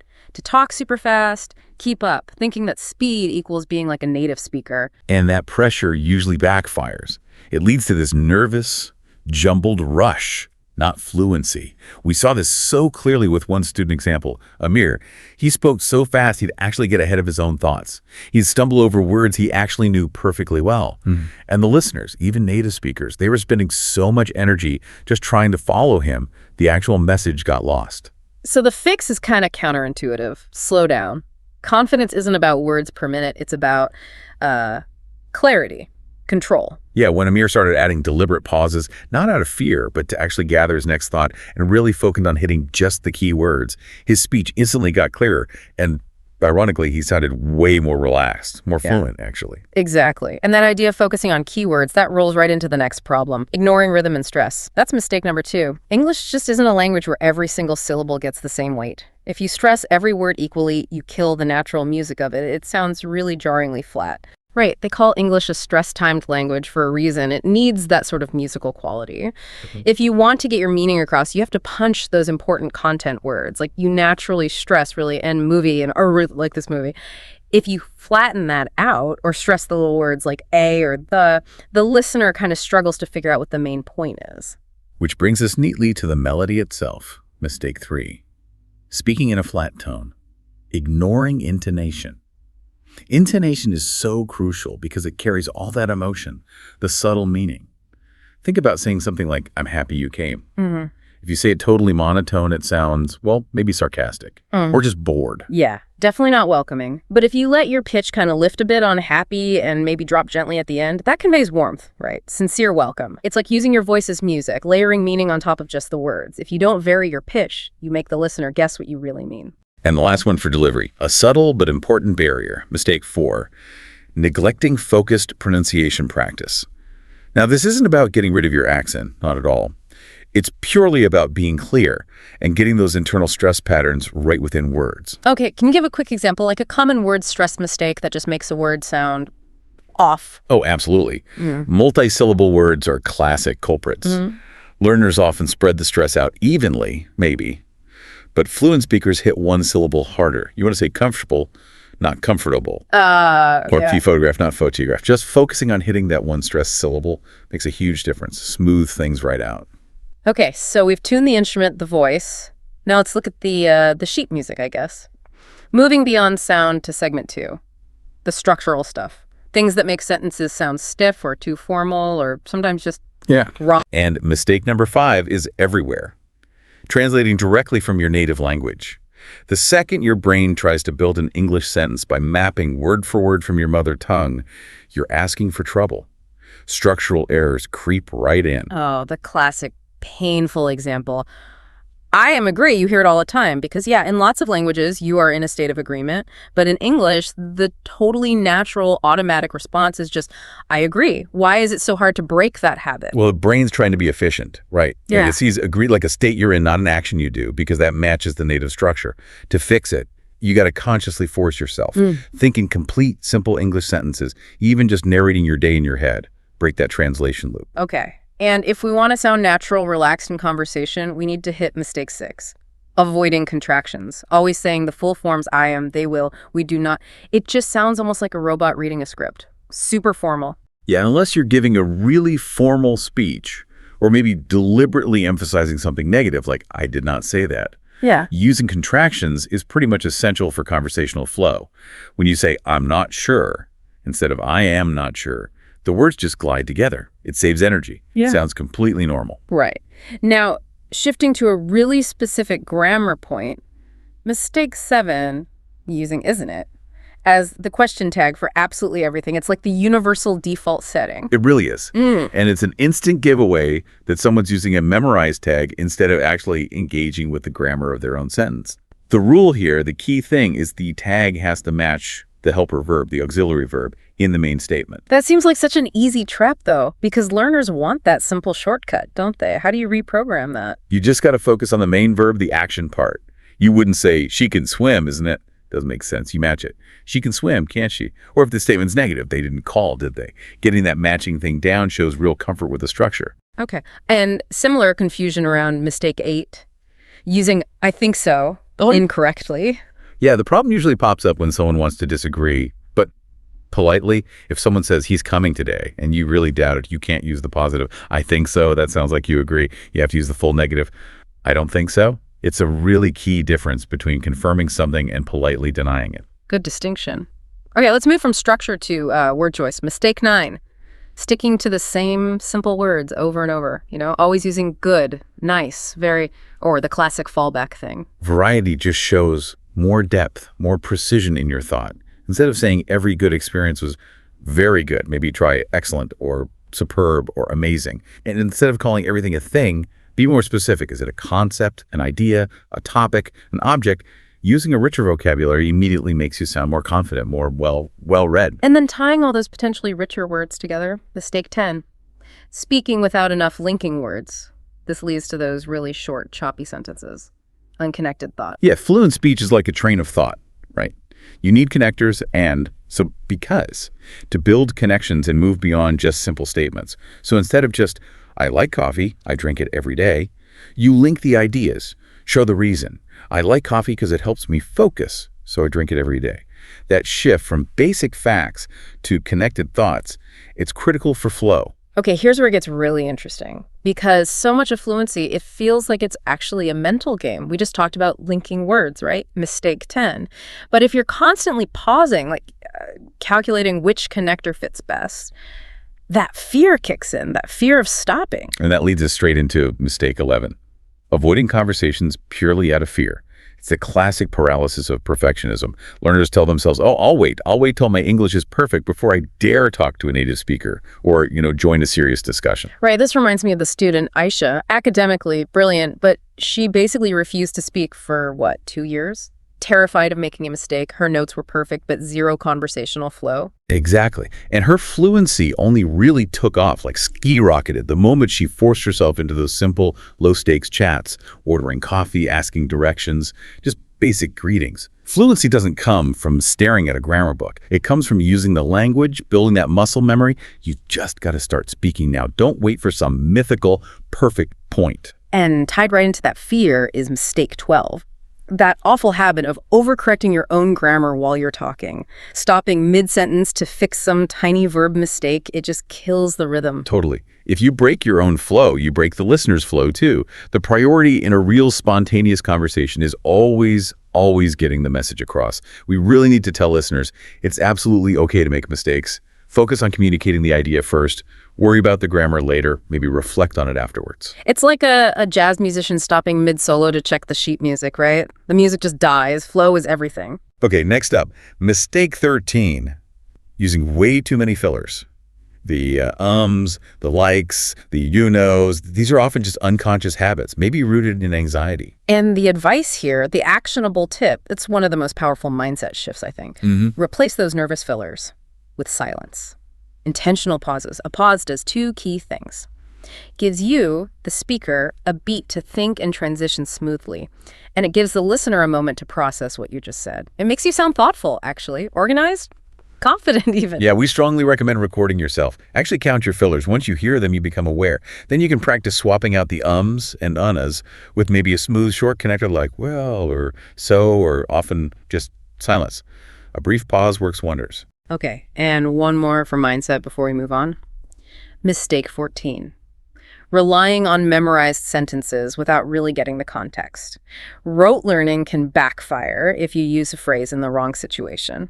Oh, I remember doing that years ago, trying to use some perfectly polite French phrase I'd learned, but I used it in a professional setting where the formality was all wrong. It ended up sounding like I was asking my colleague out to dinner or something. Context is key. Exactly. The fix is learning phrases in context, understanding how and when to use them. If you learn, say, it depends on the situation, don't just memorize it. Immediately connect it to a real scenario for yourself. Like when friends ask you to go out, practice saying, oh, it depends on the situation. If I finish my work early, I'll join you. That builds flexible, usable fluency, not just memorized lines. Right, that makes sense. Yeah. Okay, moving into our final segment now, connection and context. This is like the final polish, right? The things that make you sound not just correct, but genuinely engaged and, well, sophisticated. And mistake 15 seems so basic, but it's amazing how often it's ignored. Not listening to yourself. A lot of learners only practice speaking when someone else is there. They avoid hearing their own voice played back. But recording yourself, it's like the ultimate, maybe brutal form of self-critique. Your brain kind of smooths over your own mistakes in real time, right? But a recording, it catches everything. Those awkward pauses, the little pronunciation slips, that unnatural tone you didn't even realize you had. You got to embrace the cringe, maybe. Okay. That's really how you improve. Definitely. And still on interaction, mistake 16 is thinking that fluency means you have to pretend you understood every single word someone said to you. Yeah, why do people do that? Just nod and smile when they clearly missed the whole sentence. Doesn't asking someone to repeat themselves seem like you weren't paying attention? It often comes from that fear of embarrassment again. But honestly, politely asking for clarification, sorry, could you repeat that? Or maybe could you say that another way? It's actually a sign of engagement. It shows you care about understanding them. It's not weakness at all. Good point. And that flows right into mistake 17. Forgetting that communication is fundamentally two-way. Speaking is output, sure, but real fluency needs input too. Reception. The best speakers are almost always fantastic listeners. When you genuinely listen, like really process what the other person is saying, your response just becomes naturally more relevant because it's reacting to the actual conversation, not some answer you pre-planned in your head. Okay, now mistake 18. This feels like a marker of really advanced fluency.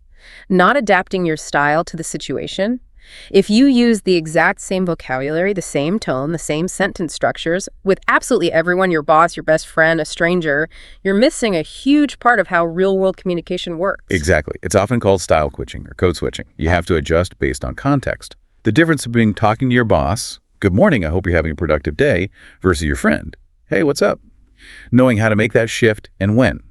That's a true sign of being fluent and socially aware in the language. And mistake 19 brings our bodies back into it. Forgetting to match your body language to your words. If you're saying something warm and friendly, but your arms are crossed and your face is totally stiff, the message just doesn't land. Language has this physical energy. Using open gestures, making gentle eye contact, smiling when it fits, it all reinforces the message. Stiff, closed-off body language totally undermines even perfect English sentences. Your nonverbals have to back up your words. Okay, and the final one, mistake 20, speaking without emotion. Delivering exciting news or surprising information or even sad news in a complete monotone. The listener just can't connect. Fluent English authentic communication, it's deeply tied to that emotional connection. You have to let your personality come through. Yeah. Match the feeling, excitement, surprise, empathy with your words and your tone. When your voice carries the feeling, the listener is pulled right in. They engage. So these 20 habits, from the actual sound of your voice to those mental blocks like translating in your head, they're often these quiet barriers. They stop you from really using the English knowledge you already have.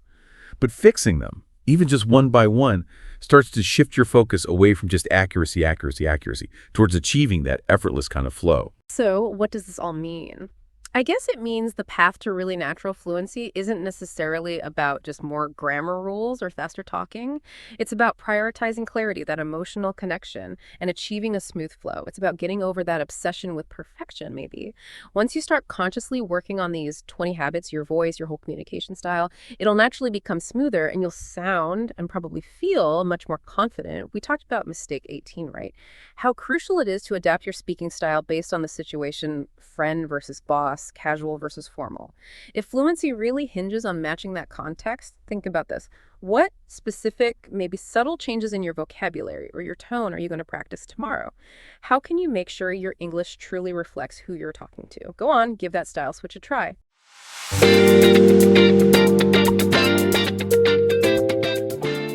Welcome back to the Deep Dive. Now, if you're listening, chances are you're pretty good at English already. You handle conversations, you read complex stuff, but, well, you're stuck, aren't you? Yeah, that IELTS score just won't budge past 6.5 or 7. Exactly. And you need that band 8, maybe 8.5, for whatever's next uni immigration career. So if that's you, this deep dive is absolutely for you. Today, our mission isn't really about teaching new English. It's about pulling apart these expert notes we've got, notes that expose those critical, maybe small-seeming mistakes. But really costly mistakes. Right. The ones that stop advanced learners like you from getting those top marks. And that's such a key point. People forget, or maybe don't realize, IELTS isn't purely a language test. It's testing skills, performance under pressure. How you use the English you know. Precisely. We see so many people with fantastic vocabulary, really complex sentences, but they just don't hit the marks because they misunderstand what the examiner's actually looking for, or their test technique is just off. So it's strategy as much as language. Absolutely. If you're shooting for band 8 or higher, you've got to shift your focus.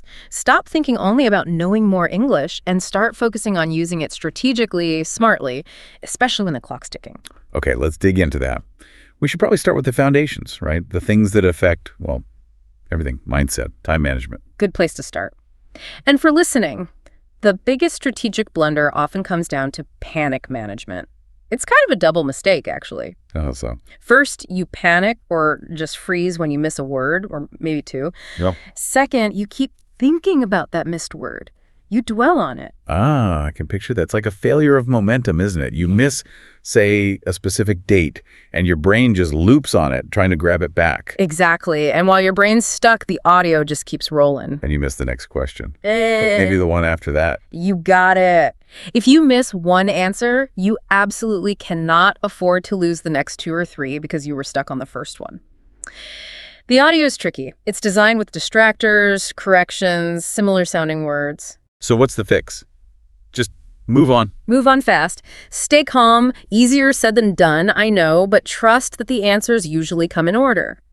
Refocus immediately on the overall meaning, on what's coming next. Your pencil has to keep moving, even if your brain needs, like, a split second to reset. Keep the pencil moving. I like that. That idea of momentum, it links straight into reading, where time is just brutal. Oh, it's the biggest enemy in reading. And the classic mistake, reading every single word slowly, carefully, like you're reading a novel you want to savor. Which you definitely don't have time for. Not a chance, especially with those long academic passages. The fix is all about changing how you read based on the task. You need So the main idea, right? Like the gist of the paragraph. Exactly. Topic, sentences, intro, conclusion that gives you the overall map.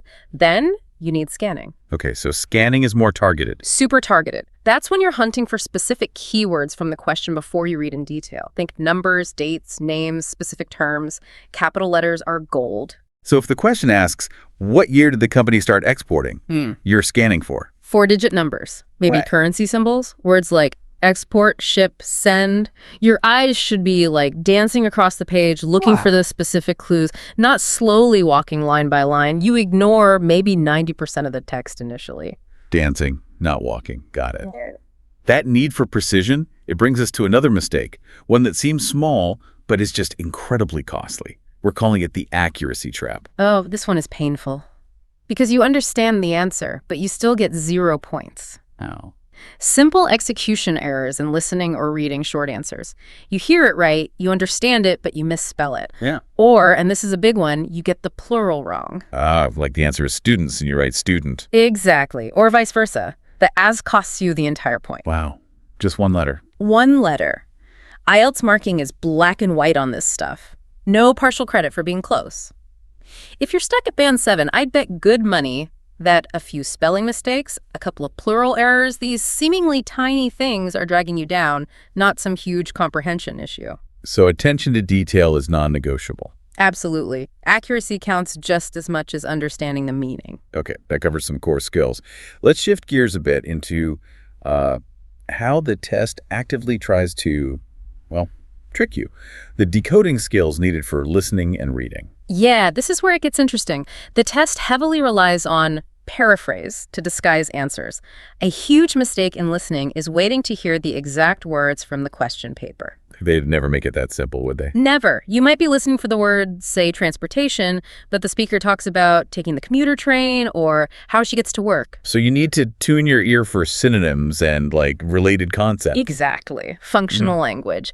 If the question mentions local accommodation options, the speaker might say, a small guest house nearby, or renting a place just out of town. It's about recognizing the meaning in context, not just matching vocabulary lists in your head. This takes practice with real, natural, spoken English. And that same idea, that hunting for meaning, applies in reading too, doesn't it?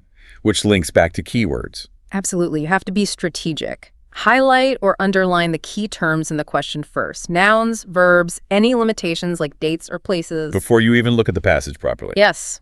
Turn it into an active search. If the question is, in which year did the company start exporting goods to North America? You need year, company name, exporting or synonyms, and crucially, North America. That last part narrows it down. Hugely. It lets you scan much faster and ignore irrelevant sections talking about exports to Europe, for example. Okay, now this next one feels really subtle but important following the logic. The connecting words. Oh, these are critical, especially for things like true, false, not given, or multiple choice, where understanding the author's stance is key. Misreading tiny words like however, although, unless, consequently, so it completely changes the meaning. They're like signposts for the argument's direction. Exactly. They show contrast, cause and effect, conditions. If you just gloss over them, you misunderstand the core relationship being presented. Can you give a quick example, like how one word flips it? Sure. Think about, while the project faced severe funding cuts, it achieved its target goals. The word while signals a contrast. Despite the cuts, it succeeded. Okay, makes sense. Now imagine you misread or ignored while and thought it meant because of the cuts. Or worse, if the sentence structure was slightly different, like, the project faced severe funding cuts. Consequently, it achieved its target goals. That second one doesn't even make sense. Exactly. But if you're reading fast and not paying close attention to that connector, you could easily pick the wrong interpretation, the wrong answer. Wow. Okay, and the last point for reading, which kind of loops back to time and strategy. Guessing. Guessing without evidence. Big mistake. IELTS answers must be traceable back to the text. Sometimes, especially under pressure, advanced learners might pick an answer because it sounds plausible, it feels right, based on their general knowledge of the topic. But feeling right isn't enough. Not even close. You need proof. If you can't point to the specific words or sentence in the passage that provides the answer, if you can't underline it, then it's probably wrong. Or at least you can't be sure it's right. So find the evidence every single time. Every time. Guessing feels quick, but it's often wasted time you could have spent actually confirming a correct answer elsewhere. Each point needs that forensic evidence. Right. Mindset input skills. Nailed. Oh. Let's move to the output side. Writing. This is often the big hurdle, isn't it? Even for people with great English. It really is. And often the issue isn't complex grammar, it's clarity and structure. Okay, starting with task 1, the graph or chart description. What's the common pitfall? It's describing. Simply listing the data points chronologically. In 2000, sales were X. Then in 2005, they rose to Y. In 2010, they fell to Z. Like reading out a list of numbers. Exactly. That's a band 6 approach, maybe. It shows you understand the graph, but it doesn't show analysis. So the fix is? Comparison and synthesis. You need to identify the key trends, the main features, the significant differences or similarities, group the information logically, maybe, by things that increased versus things that decreased, or highlighting the biggest change. So instead of just sales increased in 2020. You'd say something analytical like, sales in 2020 saw a sharp increase, which contrasts significantly with the profit margins, which remained relatively stable during the same period. You're showing the relationship between data points. That's analysis. That makes sense. It's about the so what of the data. Now, task 2, the essay. A huge issue here is task response, right? Absolutely massive. You can write flawlessly, beautiful grammar, great vocabulary, but if you haven't answered the specific question asked, your score is capped, probably around band 5 or 6 for task response. Ouch. So reading the question carefully is paramount. Non-negotiable. If it asks you to discuss both views and give your own opinion, you must do all 3 parts. If it asks, to what extent do you agree or disagree, you need to make your position clear. What about those agree or disagree questions? Do you have to pick one side? Can't you show balance? That's a common confusion. While discussing complexity is good, for IELTS task response, they want to see if you can build and sustain a clear argument. So yes, you need to state your position clearly, even if it's a qualified "I largely agree," and then argue for that position consistently. So presenting both sides equally without stating your view clearly is actually a mistake in terms of the marking criteria? It often is, yes. It can be seen as failing to fully address the task, which was to argue a specific viewpoint. They're testing your ability to control and defend an argument. Waffling doesn't demonstrate that control. Control and defense, okay. And that relies heavily on structure, I imagine. Totally. The standard structure is there for a reason. Introduction, paraphrase question, state your position thesis. Body paragraph 1, first main point with support example.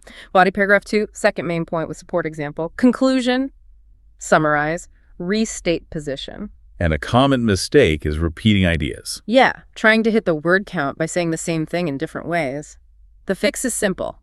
Ensure each body paragraph introduces a new, distinct point that supports your overall thesis. Like if the topic is technology in education. One paragraph to be about access to information, the next about improved student motivation, maybe another on flexibility for remote learners. Each needs a clear topic sentence and specific supporting details or examples. No repetition. Makes sense. What about tone? We see informal language creeping in sometimes. Big no-no for academic writing. Avoid contractions, use do not instead of don't, it is instead of is. Right. Use more formal vocabulary. Children, not kids. Many or numerous, not a lot of. Definitely no slang like gonna or kinda. Keep it polished, objective, a bit distant. Academic register. Got it.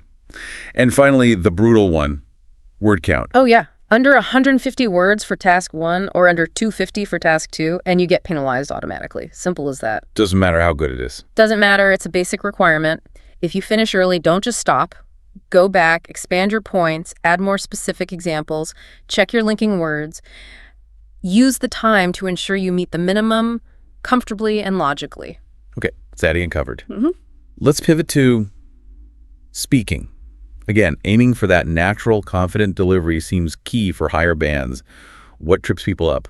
A really common one for people stuck around band 7 is giving short, almost robotic answers. Like just yes or no? Or maybe one short sentence. The examiner asks, "Do you enjoy cooking?" And the candidate says, "Yes, sometimes." Full stop. That doesn't show much fluency. Exactly. The fix is simple but powerful. Always expand. Use the point, example, reason structure naturally. Okay, so for the cooking question. Instead of, "Yes, sometimes," try, "Yes, I actually really enjoy cooking, especially Italian food like pasta dishes. I find it quite relaxing after a busy day at work, you know." Much better. Shows vocabulary, fluency, gives a bit of personality. And it directly answers the question while showcasing your language ability.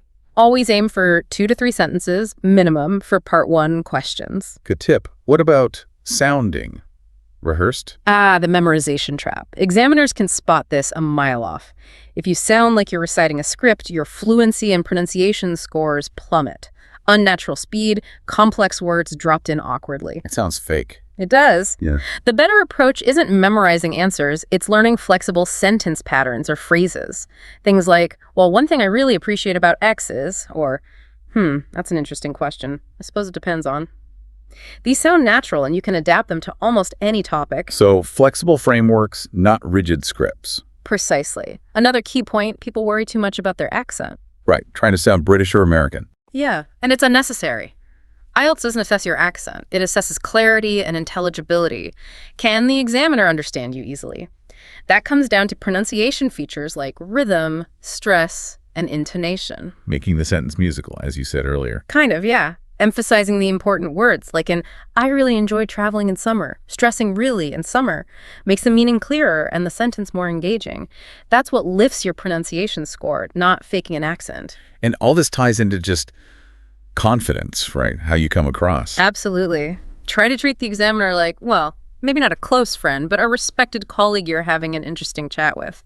Not like an interrogator or a judge. So, eye contact. Comfortable eye contact, yes. Breathe naturally. Maybe use small, natural hand gestures if that's normal for you. Showing you're comfortable communicating in English, that your language ability is natural and ingrained. That itself adds points to fluency and coherence. Okay, one final mistake, and it's a big one, relevant for both writing and speaking. The vocabulary trap. Yes. This is where candidates try to force in impressive, complex words without really knowing how to use them correctly. Like using ramifications when results would be fine and maybe using it slightly wrong. Exactly. Or dropping in paradigm because it sounds academic, but in a context where it makes no sense. Here's the thing.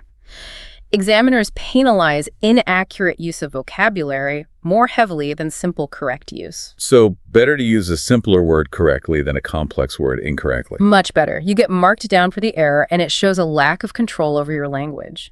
The goal for lexical resource isn't just using big words, it's using a range of vocabulary accurately and appropriately for the context.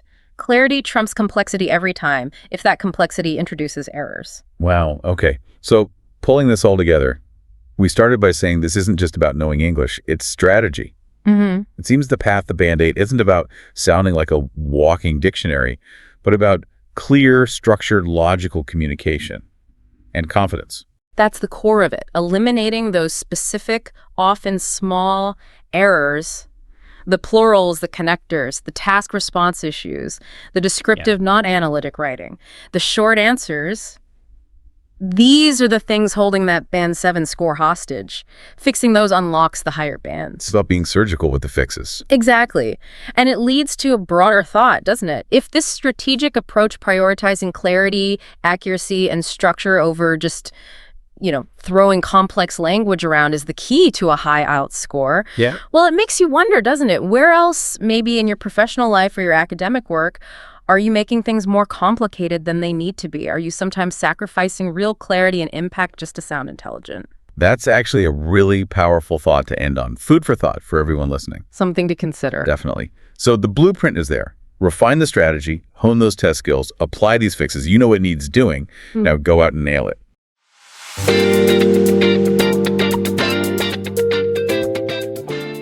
Welcome back to the deep dive. If you're listening, chances are your English is already pretty strong. You're in that advanced zone. Definitely. You've done the hard yards, learned the grammar. Right. But today, we're pushing beyond just good. We're aiming for that truly great level. And that leap, it's interesting, isn't it? It's less about big errors now. More subtle things. Exactly. Tiny flaws in, say, clarity or rhythm or even tone. Things that Even really fluent speakers, professionals, sometimes do without realizing. And these are the things that make you sound maybe less natural or less confident than you actually are. Precisely. So we're moving past just ticking grammar boxes. We're talking real fluency, getting that English music right, the right tone for the situation. And having the confidence to make complex stuff sound. Well, easy, effortless. Okay, let's dive in. Where do we start? What's the biggest hurdle for advanced folks? Well, I think the first big one is this mental trap. This feeling that sounding smart means sounding complicated. Ah, yes. The pressure to use fancy words. Mistake number one, right? Using complex vocabulary unnaturally. You got it. You learn words like utilize or commence, and you feel this urge to, sprinkle them in everywhere. But if the context isn't right, or a simpler word just fits better, it actually makes things less clear, doesn't it? Absolutely. Real mastery is about making things simple, not dressing them up. We see it constantly. Like that example. I endeavored to ascertain the location of my mobile device. Yeah, sounds like you're writing a police report. Instead of just, I tried to find my phone. Direct, clear, confident. That directness is confidence. And there are real consequences. I remember reading about an IELTS examiner. Oh, yeah. They noted a student had amazing vocabulary, like really high level. But the feedback was it just didn't sound natural. Wow, so the fancy words actually worked against them. Kind of canceled it out. Which brings us nicely to the next point. This fear of simplifying. Mistake 12, being afraid to simplify, like it's going backwards somehow. Exactly. Like you have to hide the simple words you learned ages ago. But simplifying, that shows you're really in control. So instead of saying, what was the example? Due to the fact that I was experiencing a shortage of time. Yeah, that whole mouthful. I was unable to attend. It's just so wordy. When you could just say, I didn't have time to attend. Much better. So much better. Quicker, clearer. It shows you value communication over just showing off vocabulary. Clarity really is confidence, especially at work. Okay, so if we stop obsessing over single complex words, what's next? Words don't exist in a vacuum, right? Right. They have partners. Which leads us straight to ignoring collocations. Word partnerships. Ah, collocations. This trips up so many people, even advanced speakers. It's one of the clearest signs, yeah. These are just the words that native speakers naturally put together without even thinking about it. Like, you wouldn't say, do a decision. Nope, sounds wrong.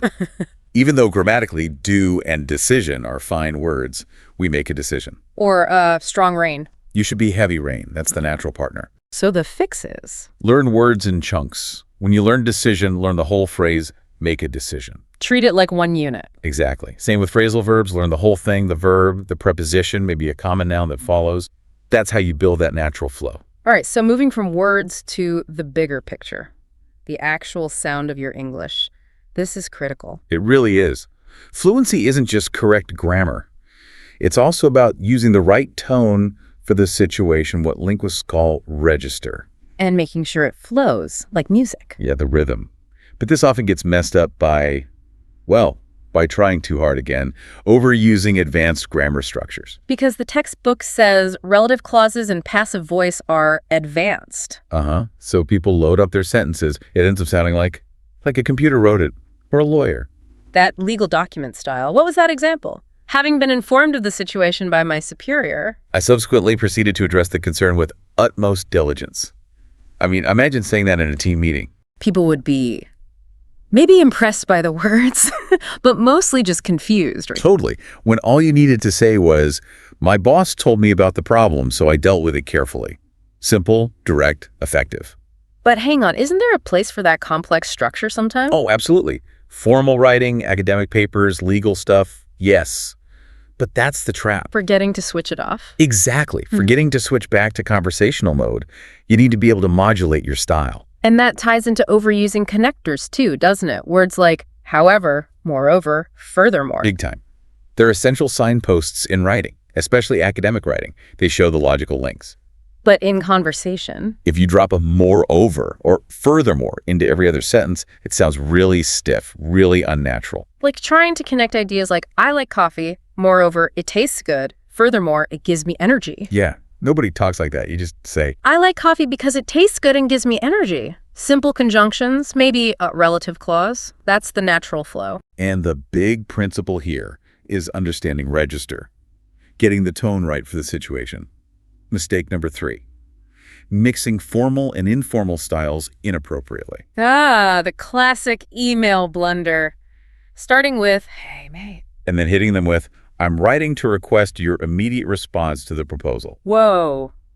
Talk about mixed signals. It's jarring. You've got to be consistent. Formal situation. Dear Mr. Smith, I am writing to request. Casual chat with a friend. Hey, John, can you check the proposal? Keep the tone consistent. It shows you're in control. And this register thing is super important for tests like IELTS. Mistake number 9 was about that, wasn't it? Forgetting register specifically in tests. Crucial. For IELTS writing task 2, you absolutely need that formal academic style. Governments should implement stronger policies, that kind of thing. Exactly. Formal nouns, careful structure. But then you get to the speaking test. And you need the opposite. Pretty much. If you start saying things like, in my humble opinion, the authorities ought to ameliorate the transportation system. You sound like a robot. Right. They want natural, flowing conversation.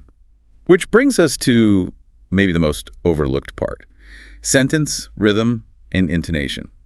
Mistake 6. Ignoring the music of English. You can say everything grammatically perfectly, but if it's flat, monotone. It's exhausting to listen to. It sounds robotic. English really does have a kind of music, doesn't it? Stress, pitch changes, emotion. Definitely. Pick a simple sentence. I really like this movie. If I say it flat, I really like this movie. Yeah, sound like you hate it. But if I give it some energy, stress the key words. I really like this movie. Suddenly it comes alive. You hear the enthusiasm. It's not just about pronouncing words correctly. It's about communication energy. Yeah. So many learners focus on just getting the words out. They forget to put the feeling, the emphasis, where it belongs. So it's a good way to practice that. Mimicry is great. Find short audio clips or movie scenes. Don't even worry about the words at first. Just try to copy the ups and downs, the rhythm, the song of it. Focus on the sound, not just the meaning. Got it. And what about things that actively kill that flow? Like fillers. Yes. Mistake 5. Overusing fillers. Words like, cry, basically, actually. People think it makes them sound more natural sometimes. Yeah, but too much just sounds hesitant, unsure. I was, basically trying to, tell her that I'm busy. See, it sounds like you have no idea what you're saying. Compare that to just, I was trying to tell her I'm busy. Clean, confident. So fillers are okay sometimes, just not decorating every sentence. Exactly. Use them when you genuinely need a beat to think, not just out of habit. And that habit might come from nerves, which also causes overcorrecting. Mistake 7. Yes. That constant stopping and starting because you heard a tiny mistake. Yeah. I went to the store.